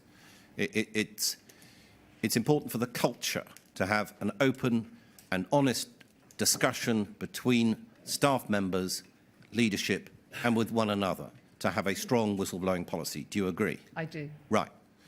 And it's important that people are able to find someone within an organisation that they can speak to properly and without fear, so that they can bring matters to the attention of the leadership. Do you agree? Yes. Right. So again, let's have a think about how that's applied to the sub-postmasters. The 2018, there's something like 11,000 branches still open. Okay? All right. 1.4, application. This policy is applicable to all employees within the group and outlines the protections provided for whistleblowers by law. In order to encourage reporting of wrongdoing, Post Office will, where appropriate, extend equivalent protection to postmasters, agent assistants and members of the public. Now, to your knowledge, first of all, was even this tentative extension of the whistleblowing policy in 2018 the first time that it had been extended to sub-postmasters? I don't recall, I'm afraid. And why does this policy, at 1.4, extend only that protection where appropriate, to sub-postmasters, rather than saying, of course, we care about sub-postmasters. They need to have someone that they can speak to. It's an important part of the culture that they're able to identify issues and problems with the system. Why doesn't it just simply say that? I don't know. It's a good question. I've no idea why those words were necessary. Lastly, it's turned to what happened at the High Court again. You're aware, aren't you, that the High Court judge, Mr. Justice Fraser, stated in his Rise and Issues judgment in December of 2019 that he had gained the distinct impression that the Post Office is less committed to the speedy resolution of the entire group litigation than are the claimants. And Mr. Justice Fraser then went on to refer to the extreme nature of costs, which were, even by the experience of a High Court judge, very high, even by the standards of commercial litigation. Do you remember him saying that? I think I may have left the organisation by then, but I will have read it in the judgment. Yes. You see, he wasn't to know that there had been a discussion about the approach to the litigation in September of 2017, poll document POL 406380. POL 406380.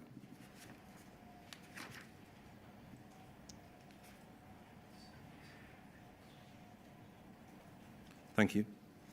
Paragraph 4 of the document, bottom half of page 2.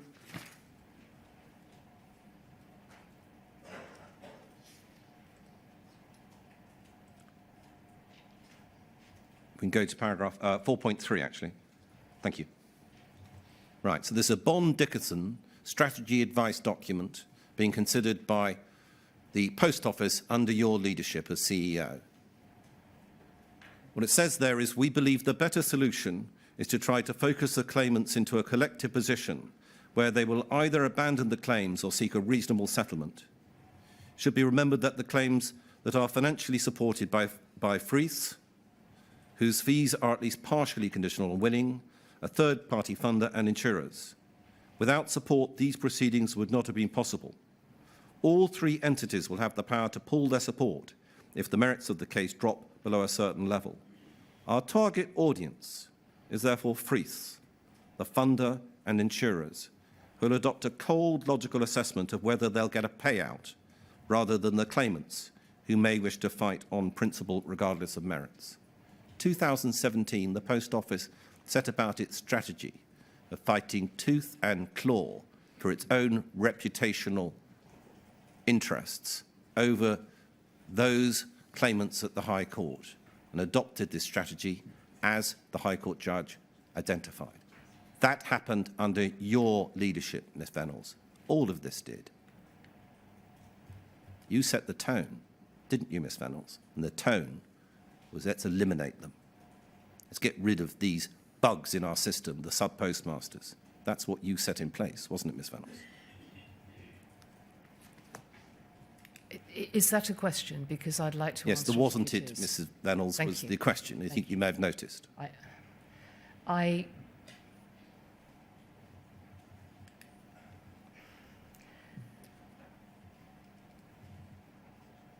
did not set a culture like that. I did not lead the litigation. I remember reading this. Well, actually, I don't know if I saw this particular document because I was not personally involved in the litigation steering committee. There was a board subcommittee of which I was one member. I had two conversations with Jane McLeod, and I'm disappointed. I don't know the reason, and I'm making no other point than I'm disappointed that she can't come and give evidence to the inquiry, because I think it is important that the inquiry understands more around the approach to the group litigation. But I had two conversations with Jane that I remember clearly. They weren't documented, because a lot of the way that you work as a chief executive is you have conversations as you're going between meetings and things. But specifically, I sat down with Jane twice on this to say that I was very uncomfortable that the Post Office was going through this. The Post Office didn't call the group litigation. It was set in place by the postmasters, and I understand why, and I'm very pleased that it was, so that we've got to where we are today. But it wasn't a policy that I put in place. And the questions I asked of Jane on those 2 occasions were, this feels completely wrong to me.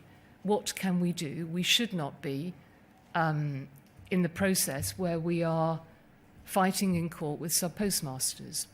And her first response, when I asked her the first time, was that I think it was that we hadn't got enough information at this stage, but it was very likely that we would try to settle.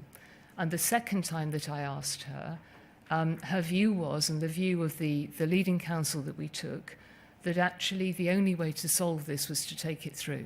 So I regret hugely the group litigation, and I've seen all of the paperwork behind it, and in view of the judgments that were taken and where we are today, it is unacceptable reading. Thank you, Mr. Steen. No further questions, sir. That's good. Right, fine.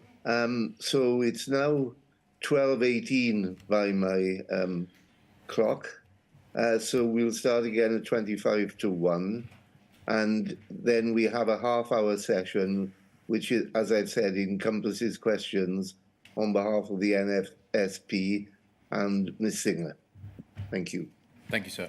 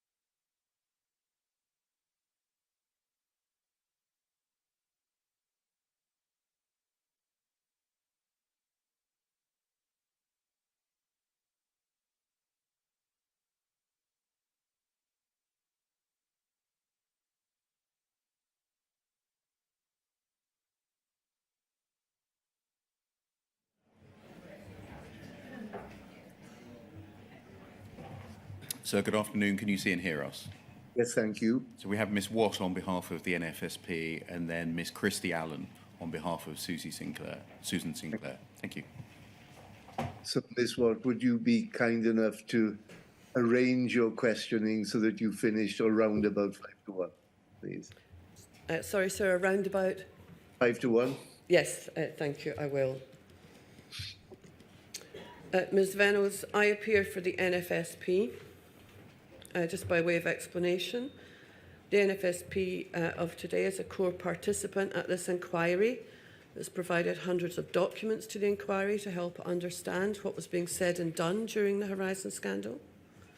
Yesterday, you were shown what the NFSP today finds, and likely many others found, a shocking and deplorable email sent by the former General Secretary of the time, George Thompson.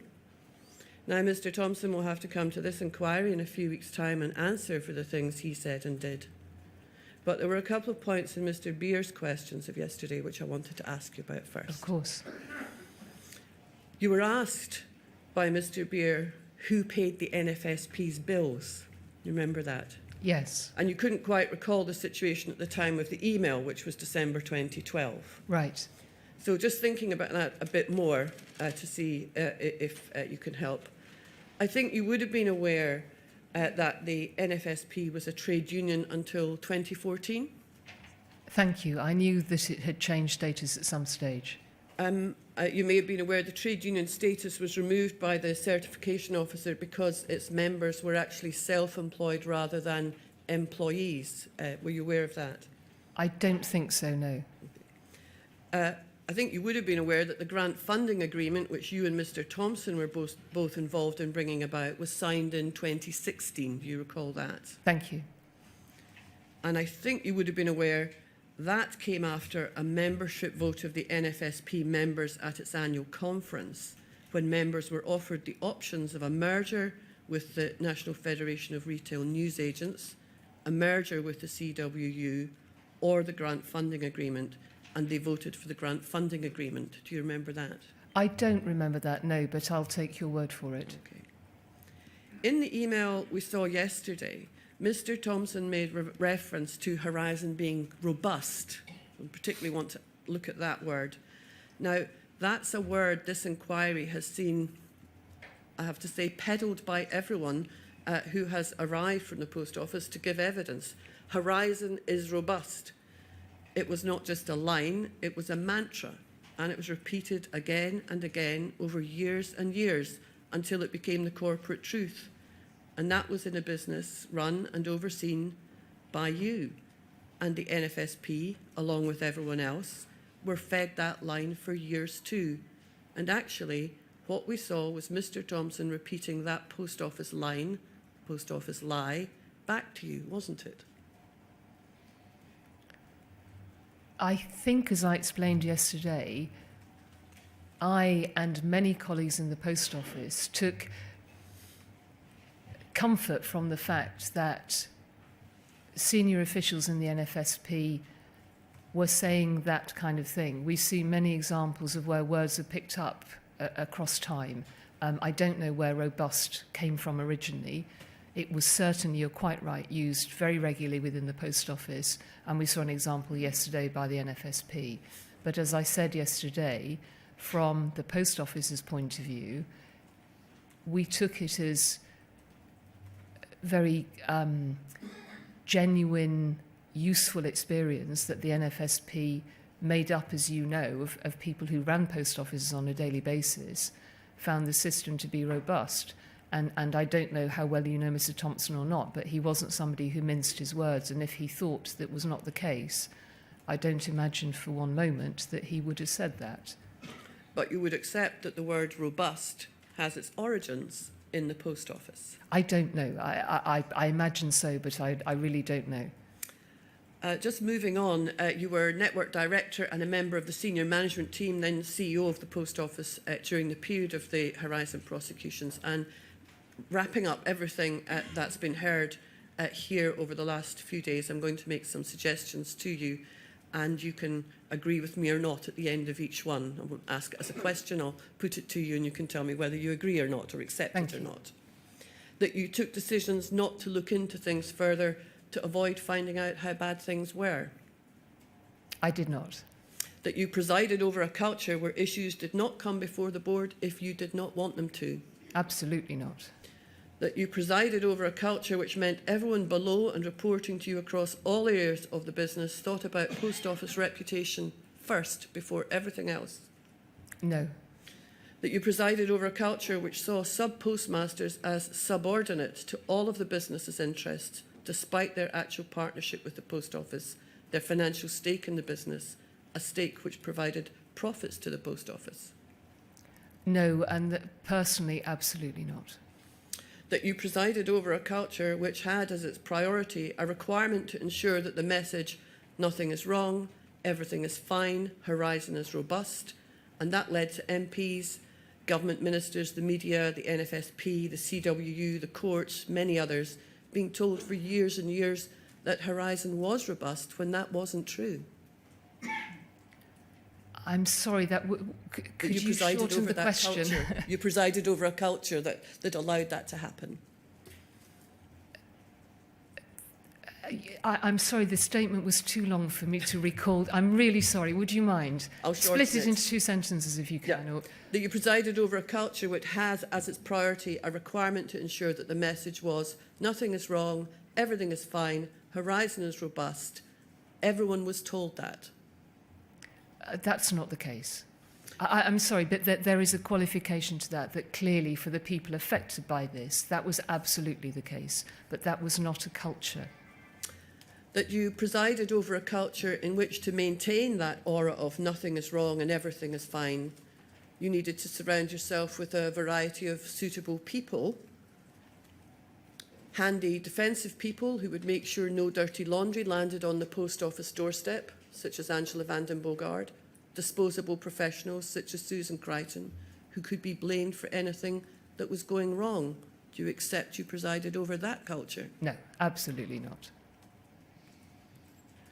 Looking at your witness statement, I'm not going to call it up just for speed, but at paragraphs 14 to 18, you outline the roles you held at the time, and I've mentioned that.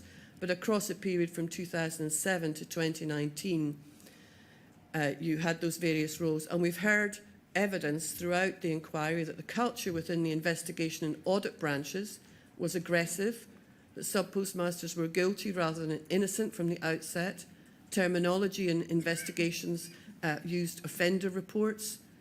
Do you accept that was a culture inbuilt across all levels of management which you oversaw? No, and I think it's important I add a clarification to that as well. When I became Chief Executive, we fairly soon afterwards stopped prosecutions, and the size of that team and the approach of that team was discussed, and it was changed substantially. Most of those allegations that you have heard, and I'm not at all challenging them in terms of the way they came across the people who made them, were from earlier. I want to look at the franchising of Crown Post Offices when you were Network Director. You talk about that at paragraph 25 of your statement, just right, for reference. So whereas the NFSP had a sub-postmaster membership, the Crown offices had a trade union membership. So you would have dealt with unions such as the CWU when overseeing the franchising of Crown Post Offices. Would that be correct? Yes, that's correct.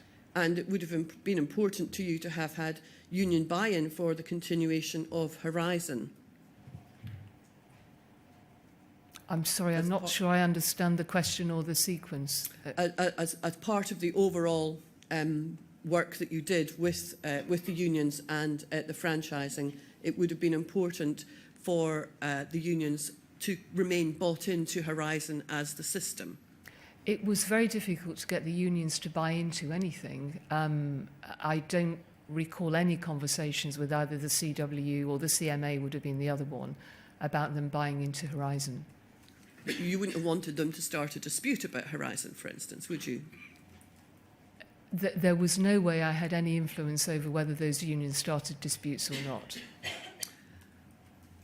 I think it's correct to say, isn't it, that the NFSP, the CWU and also the Royal Mail Group had facilities and offices within the post office main building for them to conduct business with the post office. We've heard some evidence of that. Is that something you remember? I think it may have been the case with Royal Mail, but not with the post office. Have you any idea what the value of those facilities that were offered came to? No. Okay. Some final questions on network transformation. At paragraph 144A of your witness statement, you say the network transformation programme was designed to increase footfall and share costs between the sub-post office and the associated retail space. And you mentioned in evidence to Mr. Steen there about network transformation, you felt being about sustainable businesses, I think Yes. what you said. Yes. So I just want to ask a little more about that. By sharing costs between the sub-post office and the associated retail space, do you mean that the post office wanted the sub-postmasters retail business to bear more of the costs of running the branch? No, what happened is that in the mains post offices particularly, they were shops, usually fairly successful retail outlets. The advantage of having a post office alongside those shops is that the post office brought with it a very, very high footfall, and then the retail owner, the sub-postmaster, if you like, benefited from increased sales through their retail outlet from the footfall of the post office. That was primarily the model for the mains post office. For the locals post office, the postmaster always paid their staff. They were their costs. And in the locals post office, what we did to a greater extent successfully is we put a till alongside the retail till. And it still happens today in a couple of my local post offices. You see the staff who work on the retail side working also at the post office counter, which meant that the sub-postmaster was able to reduce their overall staffing bills. Because if you're in a small shop and the footfall is less, what had to happen previously is you had to pay for two separate members of staff because they were two very separate and counters that were apart. Would you agree that the network transformation programme actually had the effect of reducing the cost of the post office to the taxpayer by reducing the income to sub-postmasters and passing the costs of providing post office services to the retailer? No, it's a very good question. What actually happened, and much business modelling was done. Business plans were produced by sub-postmasters as well before they took on either of these models. What happened at the same time is that the government particularly reduced its business through post offices. And over this time, government business, which paid the sales through... Sorry, let me make that clearer. If people came to post offices to take up pensions, benefits, process passports, DVLA, that sort of thing, they were all government business, and postmasters were paid in different ways per transaction for those. When that business was reduced dramatically, as it was, because government moved to a digital by default policy, so it wanted everybody getting pensions and benefits to have them paid directly into a bank account, rightly, actually, and it facilitated that. What it meant was that postmasters lost, and the post office lost money, because that income simply no longer came through the post office. Would you accept that the network transformation programme actually ended up being to the detriment of sub-postmasters? I don't believe so, and the programme was done for both postmasters and communities. We did research when the programme was put in place initially and then every year since, and I won't have remembered these figures correctly, but I think the satisfaction levels were high, and a figure of around 80% comes to mind. Thank you, Ms Vennells. Those are my questions, and I think the Chair will be happy to find I'm slightly early. Thank you. I'm very grateful for your economy of words, Ms. Right. On behalf of Ms Sinclair, then, please. Good afternoon, Ms Vennells. I'll stand up so that you can see me, but I'll sit to do my questions. My name is Christy Allen, and I represent core participant Susan Sinclair, who was a wrongfully convicted sub-postmistress. She was the first to successfully appeal her conviction in Scotland, which only happened as recently as September last year. In your witness statement, You state that you were always open to the real possibility of unsafe convictions, and as such, you always sought to be questioning in your approach. After reading accounts of sub-postmasters and reconciling these with the findings of Second Sight's interim report, the identification of bugs with Horizon, and the revelations as to Gareth Jenkins in 2013, to what extent, therefore, did you question the safety of convictions, including those in Scotland?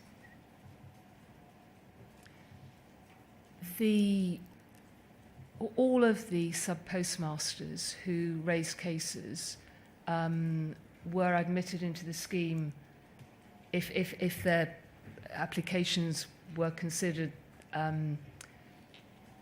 that there was a case to do that. There was no intention to exclude anybody. So my understanding, and I'm very sorry because I wouldn't have known the individual cases if there were Scottish cases in those numbers. I am very sorry that it took so long for that to be resolved. Thank you. Were you reassured that there was an extra layer of protection in Scottish prosecutions due to the role of the Crown Office and Procurator Fiscal Service as the independent prosecutor? I don't think I had no knowledge of that, and I don't believe I asked enough questions. There is some documentation that shows that it was a matter that was covered, I think, at a board meeting, but it was not covered with any degree of frequency. I had to rely on the legal advisors within the Post Office and the external advisors as to how that should be dealt with. I have seen, both from inquiry documentation and from witness evidence, that was not.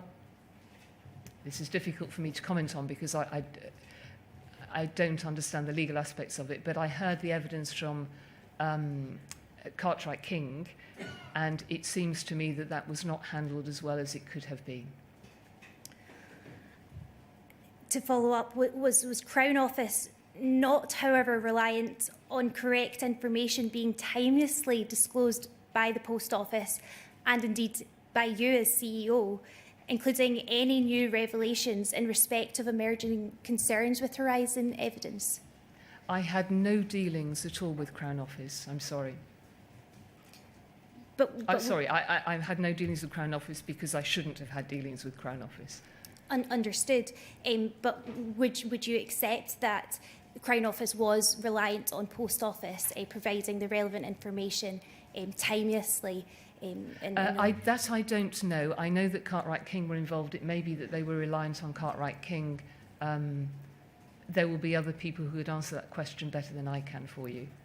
Yeah, of course, the point being that there was certain knowledge in 2013 that wasn't disclosed timelessly to the Crown Office. At the Post Office, I accept, yes. And how do you reconcile that, despite your knowledge of issues with the reliability of Horizon evidence, criminal prosecutions based on such evidence continued in Scotland up until 2015? My understanding, and there is documentation that says this, was that all prosecutions after 2012 were not continued based solely on Horizon evidence. I have also learnt that in Scotland there was a greater degree of scrutiny of that because a second area of evidence of corroboration was required as well. But I'm afraid my knowledge of the legal system in Scotland is not sufficient to be able to answer any more than that. Yeah, well, unfortunately, we have since learned from the Crown Office that they've identified so far 4 cases since the Crown Office meeting in 2013 with the Post Office that relied on Horizon evidence. My final question to you, Ms Vennells, is how have you received the statement made by the Lord Advocate to the Scottish Parliament last week that due to this scandal, the Post Office is no longer trusted and as such has been stripped of its role as a specialist reporting agency in Scotland? I'm sorry, there was a cough. I missed the beginning of your question. I said, how have you, I'll repeat the full question. Thank you. How have you received the statement made by the Lord Advocate to the Scottish Parliament last week that due to this scandal, the Post Office is no longer trusted and as such has been stripped of its role as a specialist reporting agency in Scotland? I think that's a very appropriate response. Thank you, Ms Vennells. That's all. Thank you, Ms Christie Allen. So that concludes the morning session. We'll, I think, begin again at 2 o'clock, Mr Beer, unless you suggest otherwise. We have Mr Maloney and the potential, but not necessarily the actuality of further questioning after that. Is that it? Yes, sir, a full hour on Friday. Very welcome. We know that Mr Maloney is punctilious with his timekeeping. Absolutely. All right, then 2 o'clock. Thank you, sir.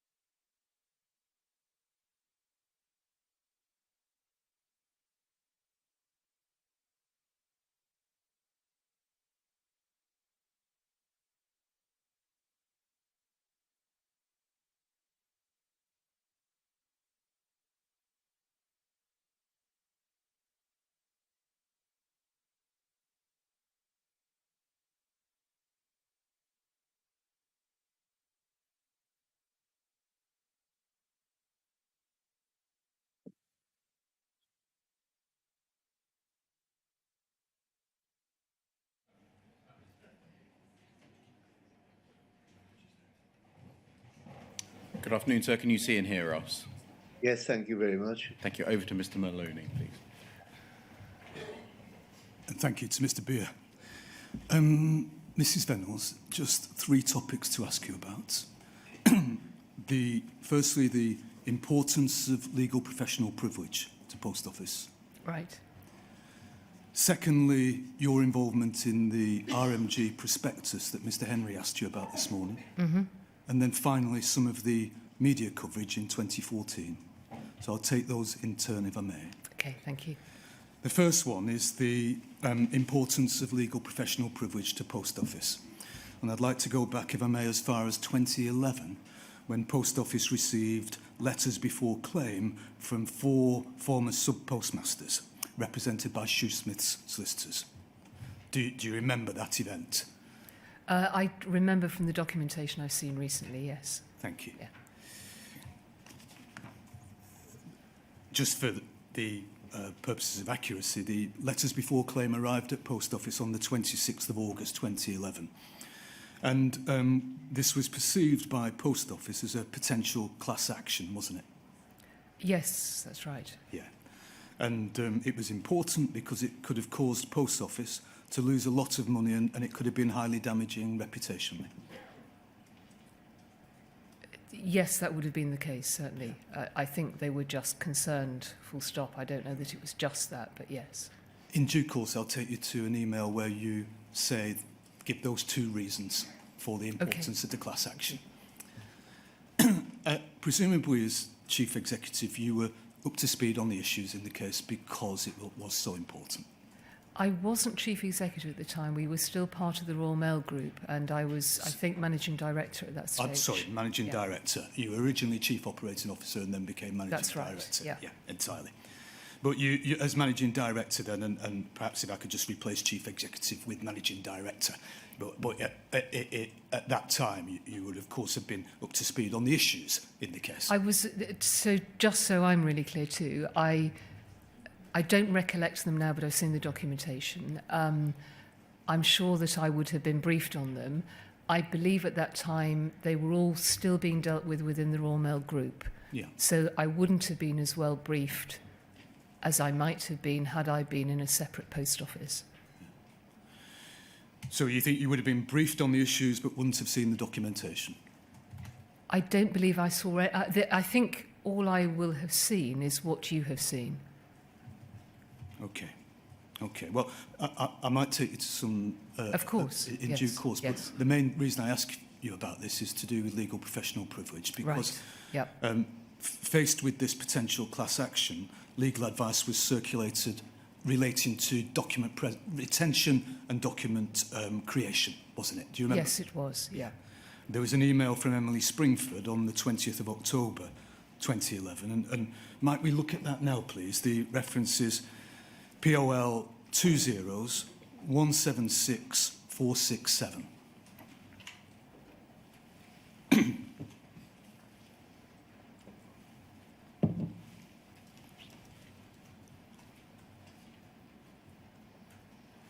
I'm grateful. And if we could, it's on the next page, that the meat of the email, and that's it. It's from Emily Springford, and it's the 20th of October 2011 at 15:51. And the time will become important, Mrs. Vennells, that's why I point it out. And you can see it's to Mrs. Van den Bogert, Leslie Sewell, Mike Granville, Dave Pardo, essentially lots of department heads. And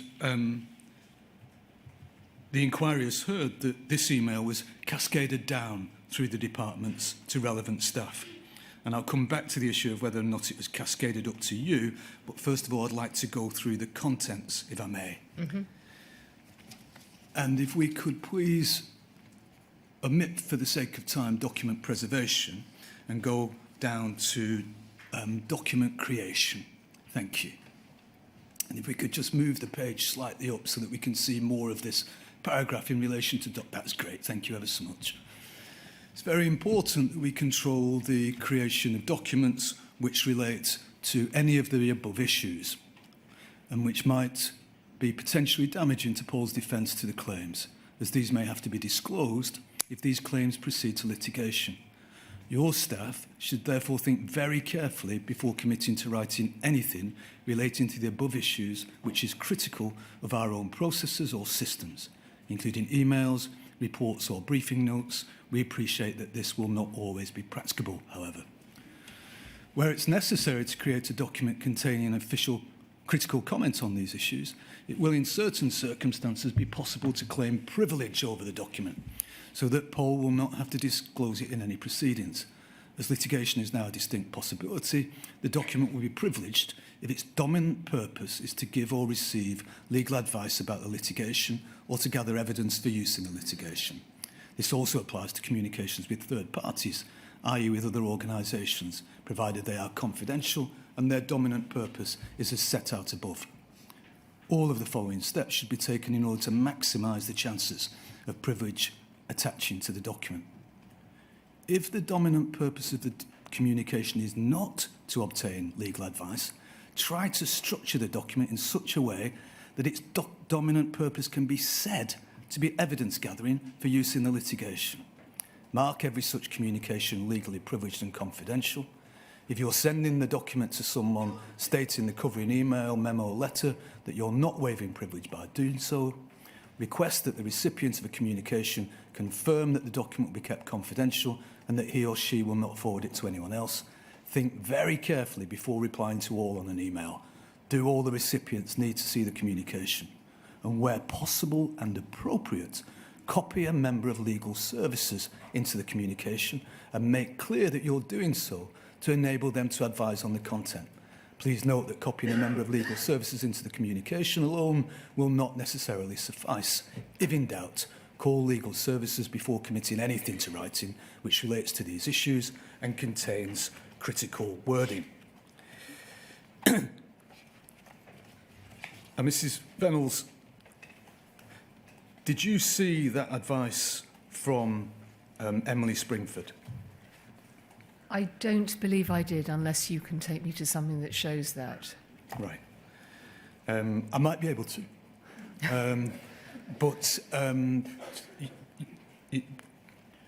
leaving aside for one moment whether or not you did see that email, and looking, for example, at some of the contents of that email, firstly,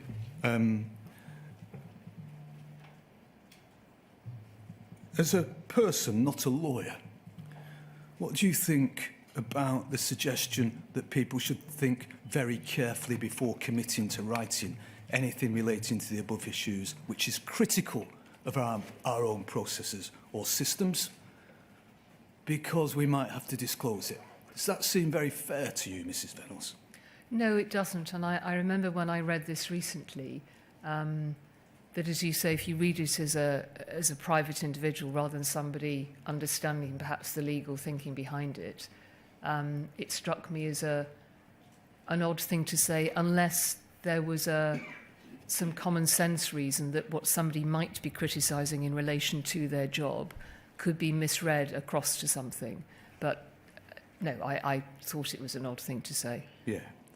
And again, and because you're not a lawyer, and so I ask you as a person, yes, with an interest in fairness as the head of an organisation, what do you think about saying that if a document is not prepared with the dominant purposes that are seeking legal advice, then you can perhaps, as it were, if the dominant purpose of the communication is not to obtain legal advice, try to structure the document in such a way that its dominant purpose can be said to be evidence gathering for use in the litigation? I think the whole thing about this is odd, that if there is a good reason behind why people should do this, it should have been explained. We came into that in 2016, I think, when the chairman's report was subsumed into work for the group litigation, and that was explained clearly why that it was suggested on legal advice that had to happen. When I saw this, to ask a group of even senior managers as they are to do something like this without explaining why, it seemed like it was lacking something. Okay. Now, but lacking something or not, this approach immediately became Paul orthodoxy, didn't it? In terms of how people behaved in each department, it became the orthodoxy. Well, that I don't know, but I certainly saw that it was passed on by one of the recipients to their team. Yeah. And I'm going to suggest to you that this orthodoxy continued all the way through Paul's engagement with Second Sight, all the way through your correspondence with Tim McCormack, and all the way through subsequent prosecutions by Post Office. And it was only when Cartwright King, especially Simon Clark and Harry Bowyer, started saying, actually, there are different disclosure rules for criminal cases, that Paul was told that they couldn't possibly do this with criminal cases. Are you able to comment upon that? No, I don't know that. I should have seen it, but I don't recall it. Yeah.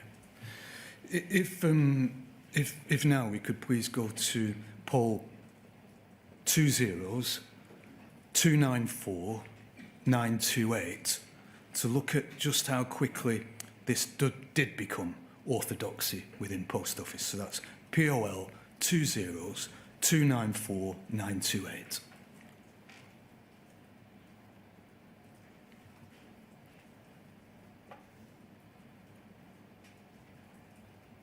Very grateful. If we could focus in at the top, we see that this is an email from you to Mike Young, Mrs. Vennells, on the 21st of October 2011 at looks like 7:32 in the morning. Remember, if we can, that the email from Emily Springford was sent at 15:51 on the 20th of October 2011. If we can, from there, go down to the very bottom of this document, please.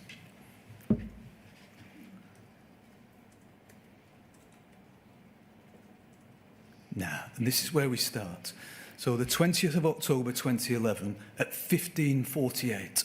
So just 3 minutes before before Emily Springford, rather, sent the email to all of the department heads. Mm-hmm. Yeah.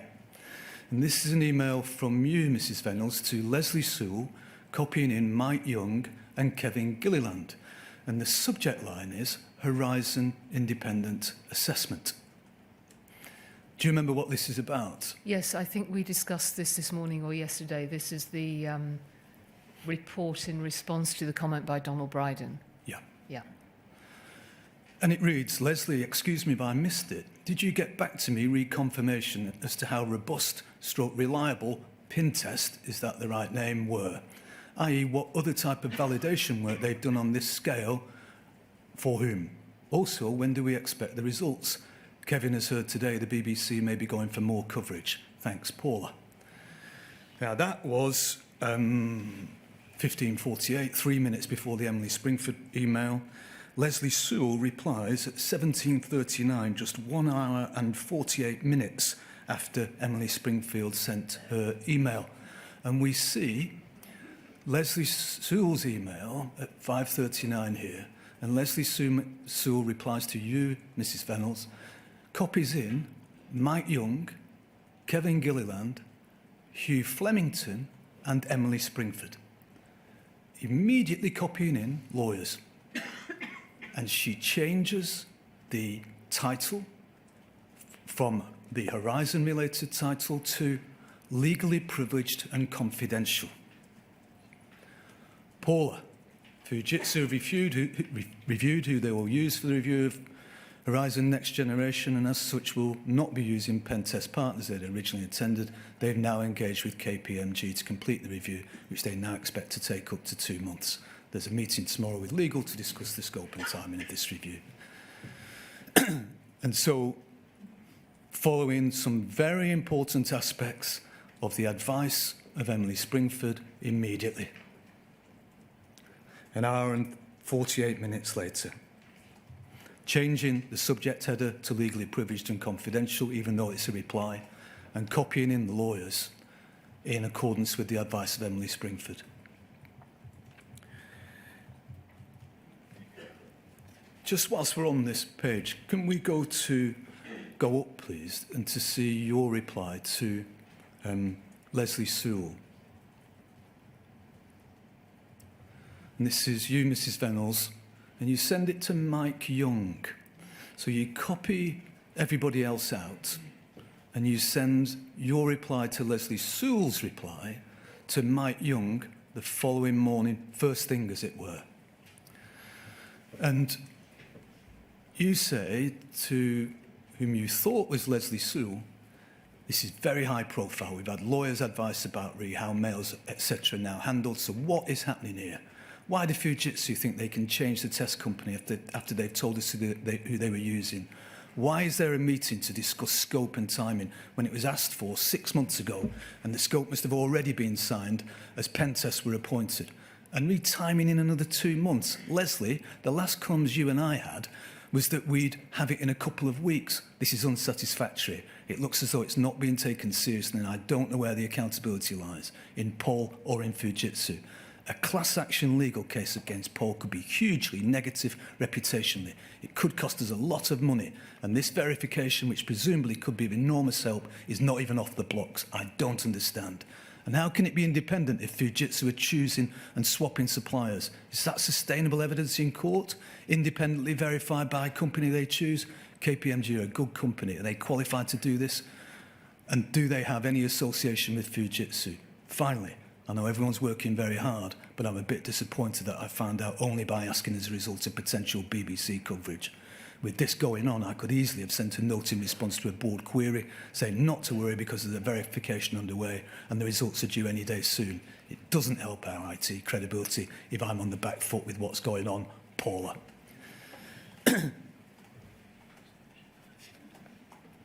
Now, what you hadn't realised was that you'd sent that email to Mike Young by mistake, who was Leslie Sewell's boss. And so if we go up to the top of the page, we see, Mike, I've realised I sent this to you and it was intended for Leslie.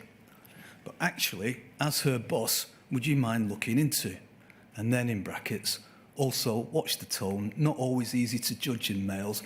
On rereading it sounds cross. I'm not, I'm well chilled on holiday, but have some specific questions that need answering. Appreciate your help, P. Once you'd realised that you'd sent that to Mike Young and not to Leslie Sewell, you had to rewind quickly, didn't you, Mrs. Vennells?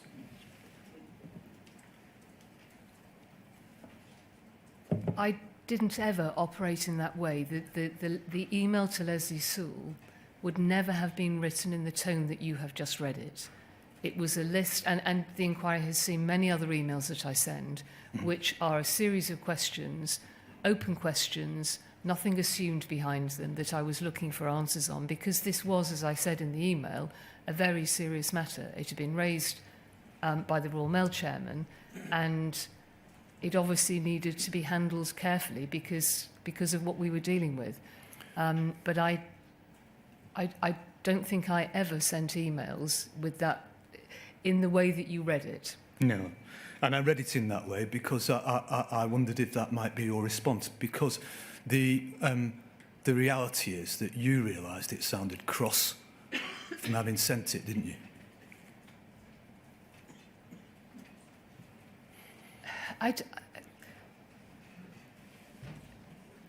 Possibly, from what I've said to Mike Young, possibly, but I was never somebody that got as cross as, I'm sorry, this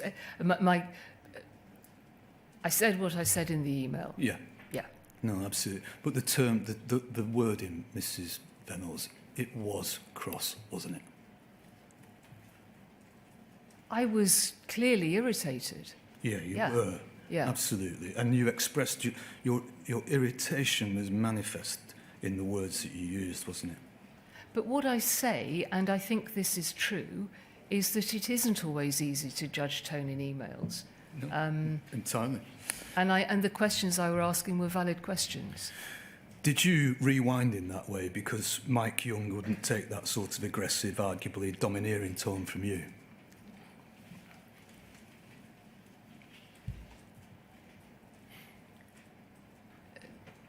No, I don't think so. And was it a case of you having, as it were, let the mask slip with that particular email? No. Okay.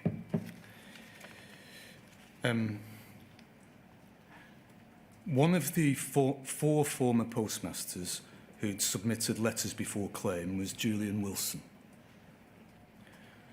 Another one was Scott Darlington, who's in the room today. But tragically, Julian Wilson died before his conviction could be quashed. He's survived today by his wife Karen, who's a core participant in these proceedings on his behalf, and she took a framed photograph of him to the Court of Appeal in 2021 so that he could be present when the Court of Appeal quashed his conviction.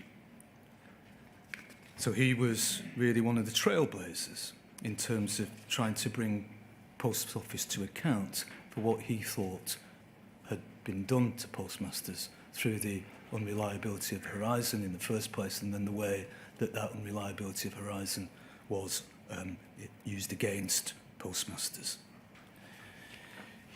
He, in his interview, complained of under caution, complained of the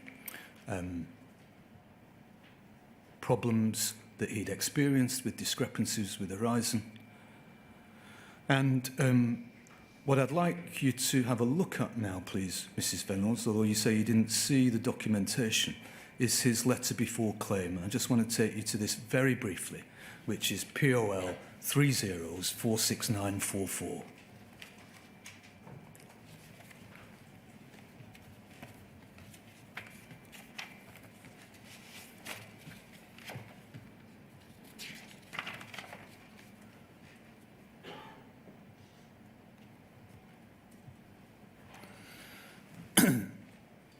Now, if we could please go to the second page. I won't take too much time on this. It's the second page. And if we could scroll up, please, so that we can have in that's perfect. I'm sorry, could I just, the date of this is when? It's received on the 26th of August 2011. Right, thank you. You said that you hadn't read the documentation, but you're aware of the issues. Here are the issues set out in Mr. Wilson's letter before claim. I should be very clear, because this is important. I was aware of the issues as they were set out, I think, in an email to me at the time by Mike Granville, possibly, but I didn't see this level of detail. Did you have discussions with the lawyers about the issues? No. Never? No, never. Because in this letter before claim, which is 2011, so before 2012, obviously, it says, for the avoidance of doubt, it's denied that A, Post Office were entitled to or had grounds to determine the contract either based on the matters relied upon or at all. B, that Mr. Wilson was in breach of the terms of the contract either as alleged by Paul or at all. And C, that Paul had grounds to prosecute Mr. Wilson. So clearly a central issue was whether or not Post Office had grounds to prosecute Mr. Wilson, and for the avoidance of doubt, the same denial is made in the letter before claim of Mr. Darlington. But anyway, to conclude on this, and this issue of legal professional privilege, at a number of board meetings, there were simply verbal updates in relation to legal matters. Do you remember that? Yes, there were both. There are meetings where there are minutes of discussions and papers, and there were oral updates as well, yes. Yeah. As happened on many different matters, not just on legal matters. And was that the use of verbal updates? Was that because of issues of privilege ever? I don't remember that being mentioned. I maybe have not recalled it properly, but I don't recall that being mentioned. Right.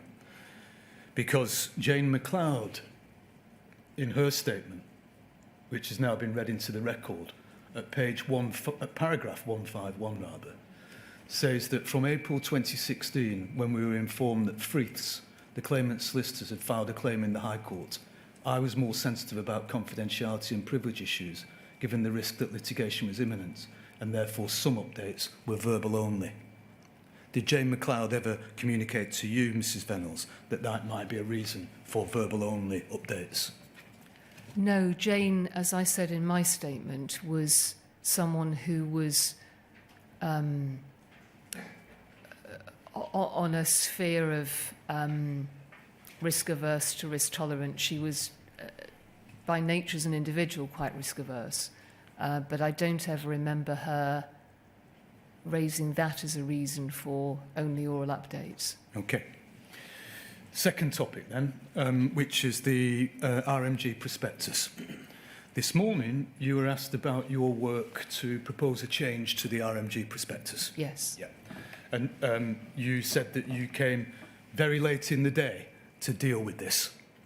I believe so. I have absolutely no recall of being involved in it, but I may be wrong. It was a long time ago. It was 2011, 12. But right. Yeah, I don't recall being involved. I think it was 2013. Yes, the separation I thought was 2012, but the prospectus was 2013. 2013, right, yes.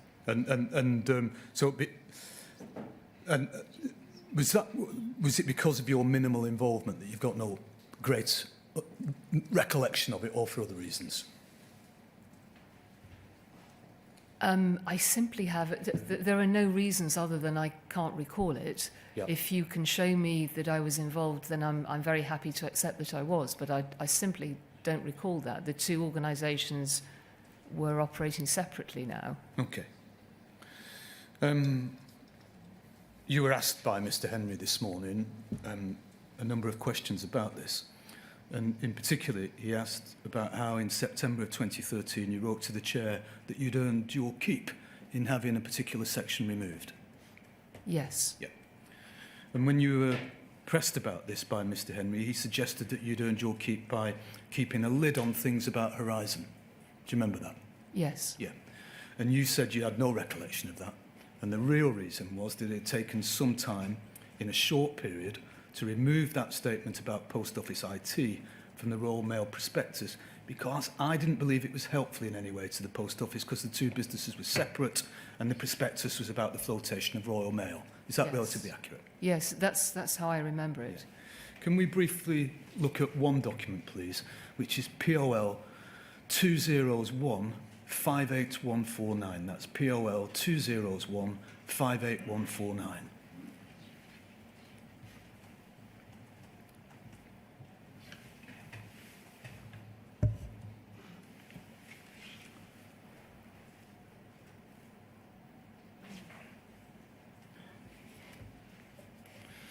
And if we could just zoom it, thank you.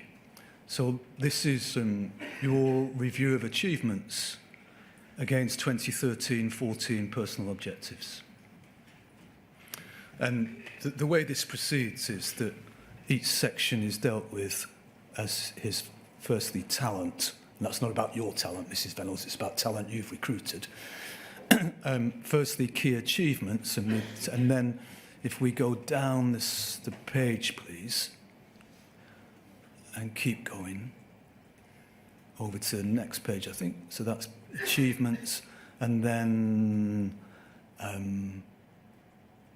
ultimately we will in due course see the opposite of achievements. Yeah, what could have been better? So that's how it's structured.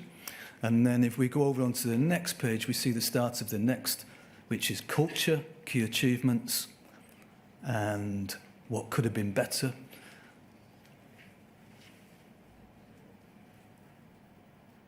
And then if we keep going, we then see external relationships and key achievements. And so this is the part I'd like to look at.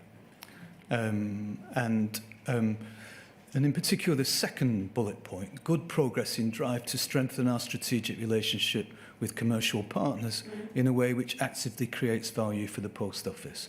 And there you have the first bullet point, has challenged the team to be vigorous in pursuing our interests and acting as confident and equal partner. We could just go over the page, please, for the examples of the key outcomes. And the final one there, in terms of Royal Mail, also intervened personally with JM to change prospectus wording in relation to Horizon investigation, with Shecs having failed to persuade them to make the change. So, although it's something you can't remember, it was a key achievement for you in that year.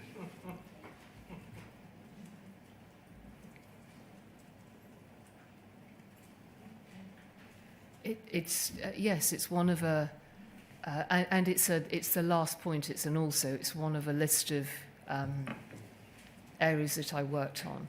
Yeah. You remembered it well enough to cite it as a key achievement in your review of your year in 2013-14. That was at the time. It's now that I haven't remembered it. Yeah. And you were proud that you'd intervened to change the prospectus wording. Because, and I imagine the reason I'm showing this with the chair, because this is a report that went to the chair, Yep. is because it was considered inappropriate for that statement on the Post Office IT system to be listed under a section in the Royal Mail Prospectus, when at this stage, I completely understand with hindsight, in view of what we know now, that was a wrong conclusion because there were issues with the system, but at that stage, we believe there weren't. And to flag something, and actually the wording was odd anyway, within the Royal Mail Prospectus, was, as I explained this morning, was not seen to be something helpful because it could have been picked up and misinterpreted. Yeah. Wasn't the real difficulty with this that the comment on Post Office IT problems was in the risk section of the prospectus? Yes. And that had... Well, I'm sorry. I don't remember that it was in the risk section, but it was listed under IT, and if it was in the risk section, then yes, even more so. Yeah, entirely. And that was why it had to go, wasn't it? Because that was very damaging to Post Office. It would have been, and as I explained this morning, it would have been wrong for that to have been taken and misrepresented in some way, because at this time, the Post Office believed that the Horizon system was reliable. Yeah. And do you remember in August, because this change happened in September of 2013, I'm going to suggest to you, but yes. do you remember writing to the chair, Alice Perkins, saying that the language in the risk section, which refers to Post Office, is very negative? Do you remember? Could I just ask you to try and remember that? I don't, but if I thought that was the case, then that would be my responsibility to either agree with it or address it, and if I didn't agree with it, to do something about that. Yeah.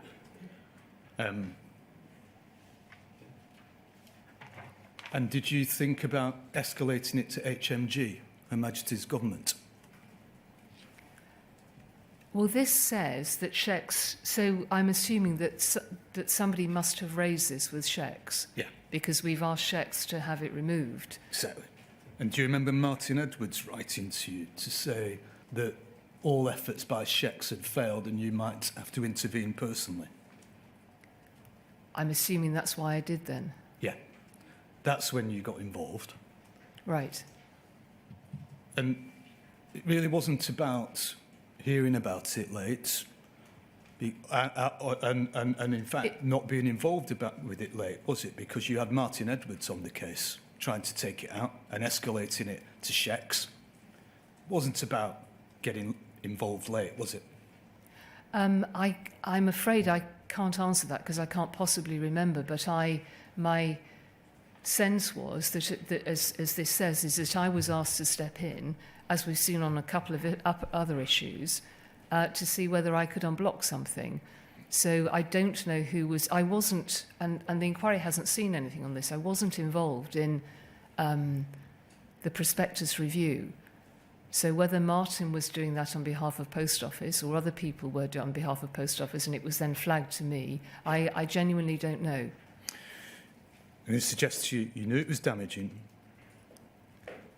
You were across it for some considerable time.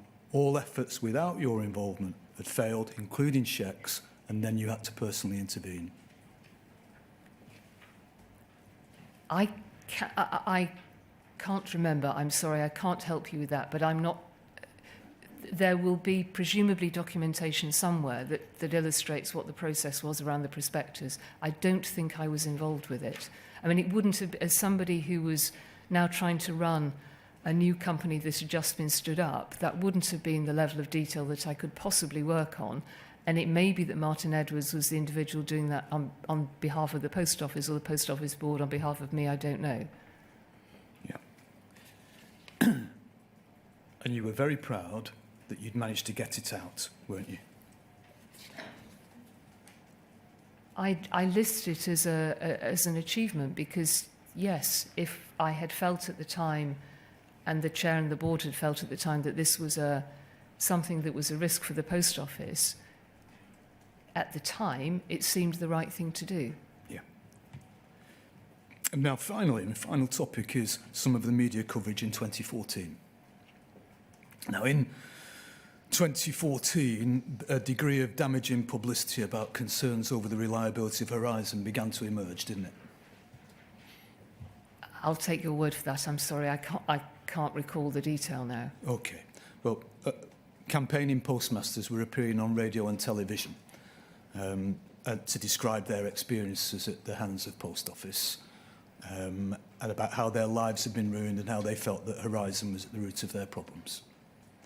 And Mark Davis was your comms director at that time, wasn't he? He was the comms director of the Post Office, yes. Yes. And we saw yesterday that you worked closely with him. Yes. Yeah. And you plainly kept a close eye, as we saw yesterday, on how the Post Office message was being conveyed at this time. Yes, yes. And you kept abreast of important broadcasts on TV and radio, for example. I imagine I did, yes. On the Today programme, on the 9th of December 2014, Mark Davis described one of my clients, Mrs. Jo Hamilton, who was on the programme and sits here, as you know, and other convicted postmasters as having faced lifestyle difficulties and lifestyle problems. What had happened was that John Humphreys had described Jo Hamilton as representative of many people like her, and they're in desperate trouble now, and they have a case, don't they? And Mark Davis said, I'm really sorry if people have faced lifestyle difficulties, lifestyle problems, as a result of their having been working in Post Office branches.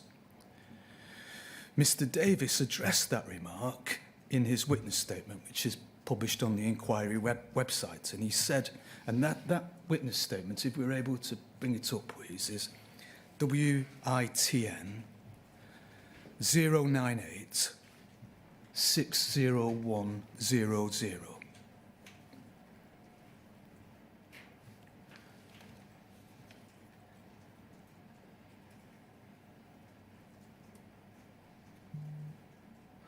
And could we please go to page 31, to paragraph 86?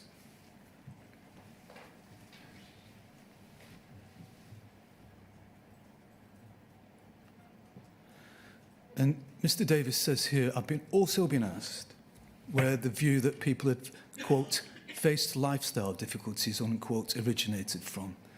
This was a phrase I used in a live radio interview on the BBC Today programme.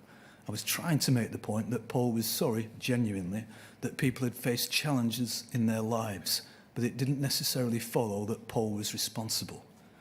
This was a reasonable sentiment given that we knew what we knew at the time. The word lifestyle was obviously clumsy and unintended. For the avoidance of any doubt, it was not scripted or planned. It was certainly not meant to cause offence. It was literally a slip of the tongue in a high-pressure media interview, and I'm very sorry for any offence caused. Do you remember Mr. Davis saying that on the Today I do. programme? I remember listening to it and thinking, oh, Mark, Yeah. that he didn't, as he said here, I don't think he ever intended that word to come out. I mean, On the face of it, it was an extremely insensitive term. It was, yes. Many had been to prison, and just as one example, Jackie MacDonald, who has subsequently had her conviction quashed, had, by the time that Mr Davis said this, served a term of imprisonment of 18 months when she was a 47-year-old mother of 2 and her children were teenagers. Noel Thomas was a long-serving local councillor in North Wales and had spent his 60th birthday in prison. And all the postmasters had been punished in one way or another. And they'd all been subject to public censure and humiliation. And you've had a taste of that now, Mrs Vennells, haven't you? In recent times. And it's not very nice, is it?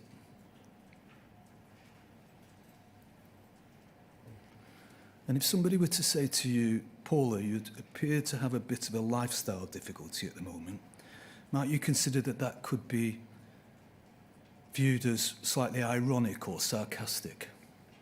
It was, as I said, I listened to the interview and it was just completely the wrong word. Yeah.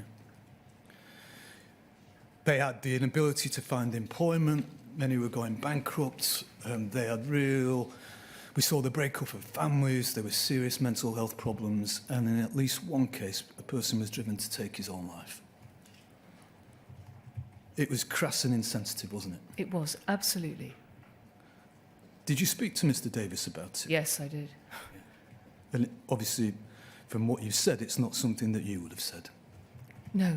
No. And I, well, Marcus said it. I don't believe he intended the words to come out either. Right. He must have been searching for something else, and I know how it feels under high pressure that you don't always find the right words. But no, I did speak to him about it. Why, can I ask you, Mrs Vennells, why wouldn't you have said that, what Mark Davis said? I'm sorry? Just why, you wouldn't have said that? Yeah? What Mark Davis said, you would never have said that. Mark Davis didn't intend to say it either. No, but you would never have used those words. But why, just please explain why it is that you would never say that. It may be obvious that it's too insensitive, it's awful, that should never be said. Why is it that you wouldn't say that? For the reason that I'm here today, because people's lives have been absolutely devastated. Okay. What Mr Davis said, was that not just reflective of the dismissive attitude that Post Office had to campaigning postmasters at this time? I don't believe so, no. I can understand why people would think that, and I regret hugely that we are where we are today. And was that not really a dismissive attitude that you fostered and encouraged, Mrs Vennells? No. Okay, can we fast forward, please, some time and look at POL 001 09806.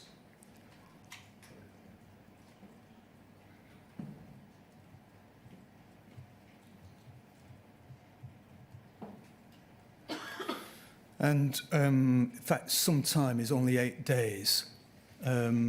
If we go down, please. So that was the 9th of December 2014 that Mr Davis said what he said on the Today programme. This is December the 17th, so just some 8 days later.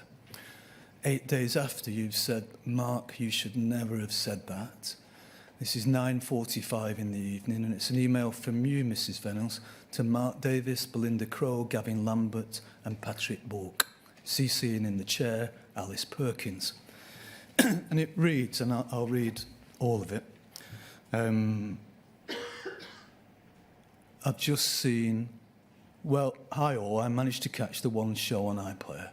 Not denying the fact that it's unhelpful and inaccurate, especially the focus on Horizon, but see below, read thoughts on that.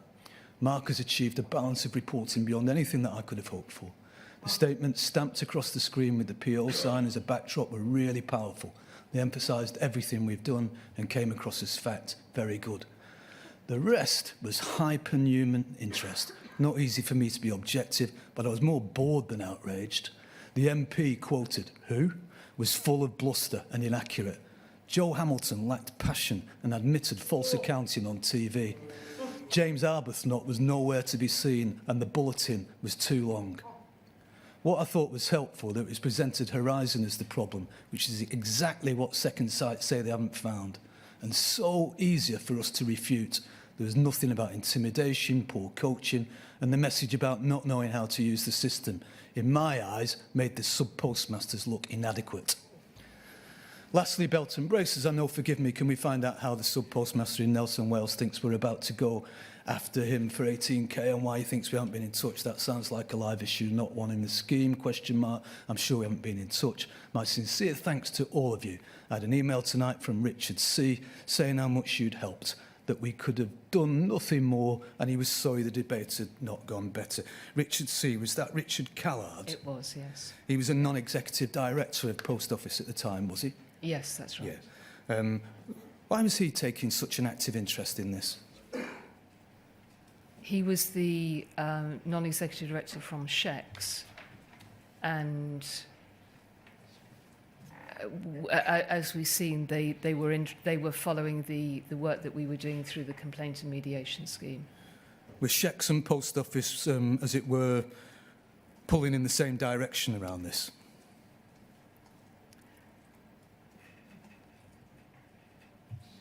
I'm sorry, I'm not sure I understand the question. Were Shex and Post Office pulling in the same direction in terms of these irritating campaigning postmasters? At this stage, the work that had gone on through the scheme was showing that no issues had been found on the cases. No, that's not. No, just rebutting what was being said by the postmasters. As it were, the word you use actually is refute. I guess you would have to ask Richard. Presumably, if that was what he said, then his view was similar to mine at the time. What impression did you give? I mean, what impression did you gain of what Richard Callard's view was at this time? I think he was commenting on the concerns that the programme was going to present issues which the Post Office and Shex felt were not going to be represented in a particularly well-balanced way. But I can't recall anything more than is here in the document. What I would like to say is that I'm very sorry. And of course, and we'll come to your apology now if we can. Thank you. If we could go to Mrs. Vennells' witness statement, please, which is WITN 010200100, and to page 481 and paragraph 1120. And I'm sorry to the document manager for reading out so much information. It's page 481 and it's paragraph 1120.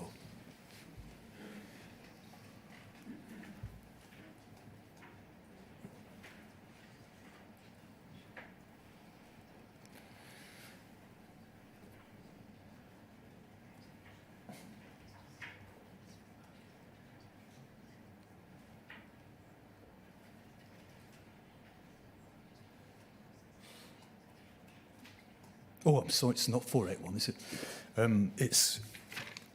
But it is 1120. There we go. One matter about which I've not been asked in the request, but which I want to address head on, is an email which I sent to senior colleagues on the 17th of December 2014 after the One Show documentary aired that evening. I described the reporting as unhelpful and inaccurate, and thoroughly regret saying that I was more bored than outraged at the programme. There's no excuse for what I wrote, and I'm embarrassed by the words I used. Those words do not reflect the example I hope to set for my colleagues or my attitudes to the issues we were working on at the time.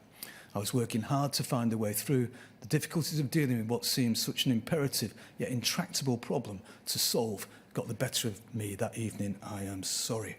So the remarks that you have expressed regret about explicitly, first is I was more bored than outraged. You regret that remark, Mrs. Vennells?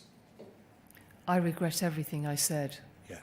That Joe Hamilton lacked passion and admitted false accounting.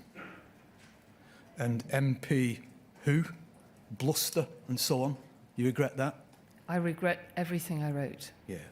Now, you regret those remarks now, just 7 days before Christmas in 2014, and only 8 days after Mark Davis had said that appalling thing about lifestyle difficulties and lifestyle problems that you really were very upset about. Only 8 days after that, you regret those remarks. But did you regret, that was on the 17th of December, did you regret those remarks the following day, on the 18th of December? Or is it, in fact, that they were triumphalist remarks and you regret them now because you're here? Oh, I completely agree.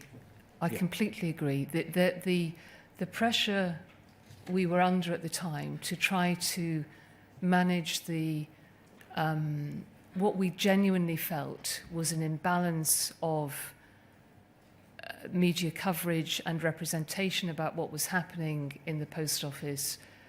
And I think under pressure, I and other colleagues, I do genuinely think Mark Davis's was a slip of a word. I have no excuse for what I wrote, other than, as I say, I was under pressure, and I think I was relieved that the programme hadn't been perhaps as bad or as hard-hitting as I'd expected it to be. And I'm just hugely sorry. It was a terrible thing to write. It was triumphalist, wasn't it? I was very relieved that it perhaps wasn't as bad as it could have been. And I'm sorry, there is simply no excuse, because it wouldn't matter, would it, how bad it had been, because we were wrong. And I apologised earlier on to Mrs. Hamilton about not having known about your prosecution file and the details we had of that earlier. I didn't know that about the time of this, and I'm deeply sorry that I was so rude to you in that email. What you went on to say is that those words do not reflect the example I hope to set for my colleagues, nor my attitude to the issues we were working on at the time. What words didn't reflect the example you hope to set for your colleagues? I think the tone of the whole email. What example did you wish to set for your colleagues? The example that I was not setting in that email. The example of the culture change programme that I had put in place, to which I've mentioned before, the values that had at the heart of it, and they simply weren't there on this. Was the example that you wish to set for your colleagues this? Don't say what you think in an email, only say what you'd be happy to have read out in a courtroom.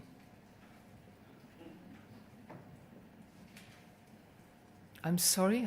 Was the example, real example you wish to set for your colleagues? Don't say what you think in an email, only say what you'd be happy to have read out in a courtroom.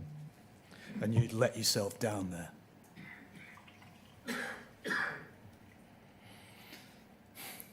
And is that, in reality, the approach you took to Tim McCormack? Remain calm at all times, give the appearance of politeness at all times, never give anybody the chance to say that you've been defensive or unreasonable. Is that your approach to Tim McCormack? No, this was... I made a mistake here. I generally try to approach things by the values that I wanted the organisation to follow, and this is a terrible example of where I didn't do that. Did the mask slip in this email, Mrs. Vennells? Did it? Did the mask slip? I made a mistake in this email. And is the reality that what you said here reflected the behind closed doors attitude to these postmasters? No. This is how you really felt about them. They were irritants, and it was important to refute what they were saying. No, and I know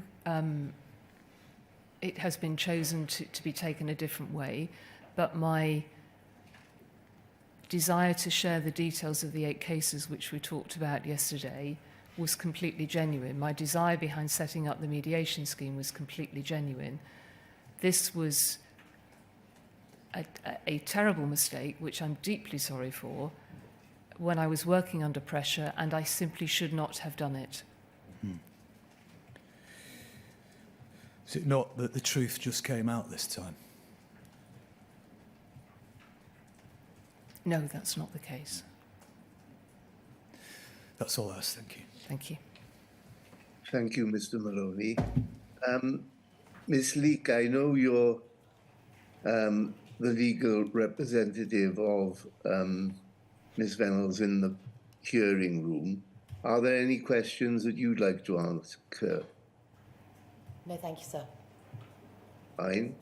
Mr. Beer, are there any questions that you wish to put in the light of what's been said today? No, sir, nothing arising, thank you. Then that brings an end to the evidence of Ms. Vennells. I'm grateful to you, Ms. Vennells, for your extremely detailed witness statement and for giving evidence to the inquiry over 3 days. So that concludes today's proceedings. I think that everyone in the inquiry is now, I hope, going to have a reasonable period of rest over the next week, though I doubt whether that will prevent some people working quite hard. But if you can, have a good break. And I think we're due to resume on Monday. Is it the 2nd of June, 3rd of June? 3rd of June. 3rd of June at unusually 12 o'clock midday, when we're going to hear from Mr. Fote. Is that it? That's exactly right, sir. Right. Thank you all very much.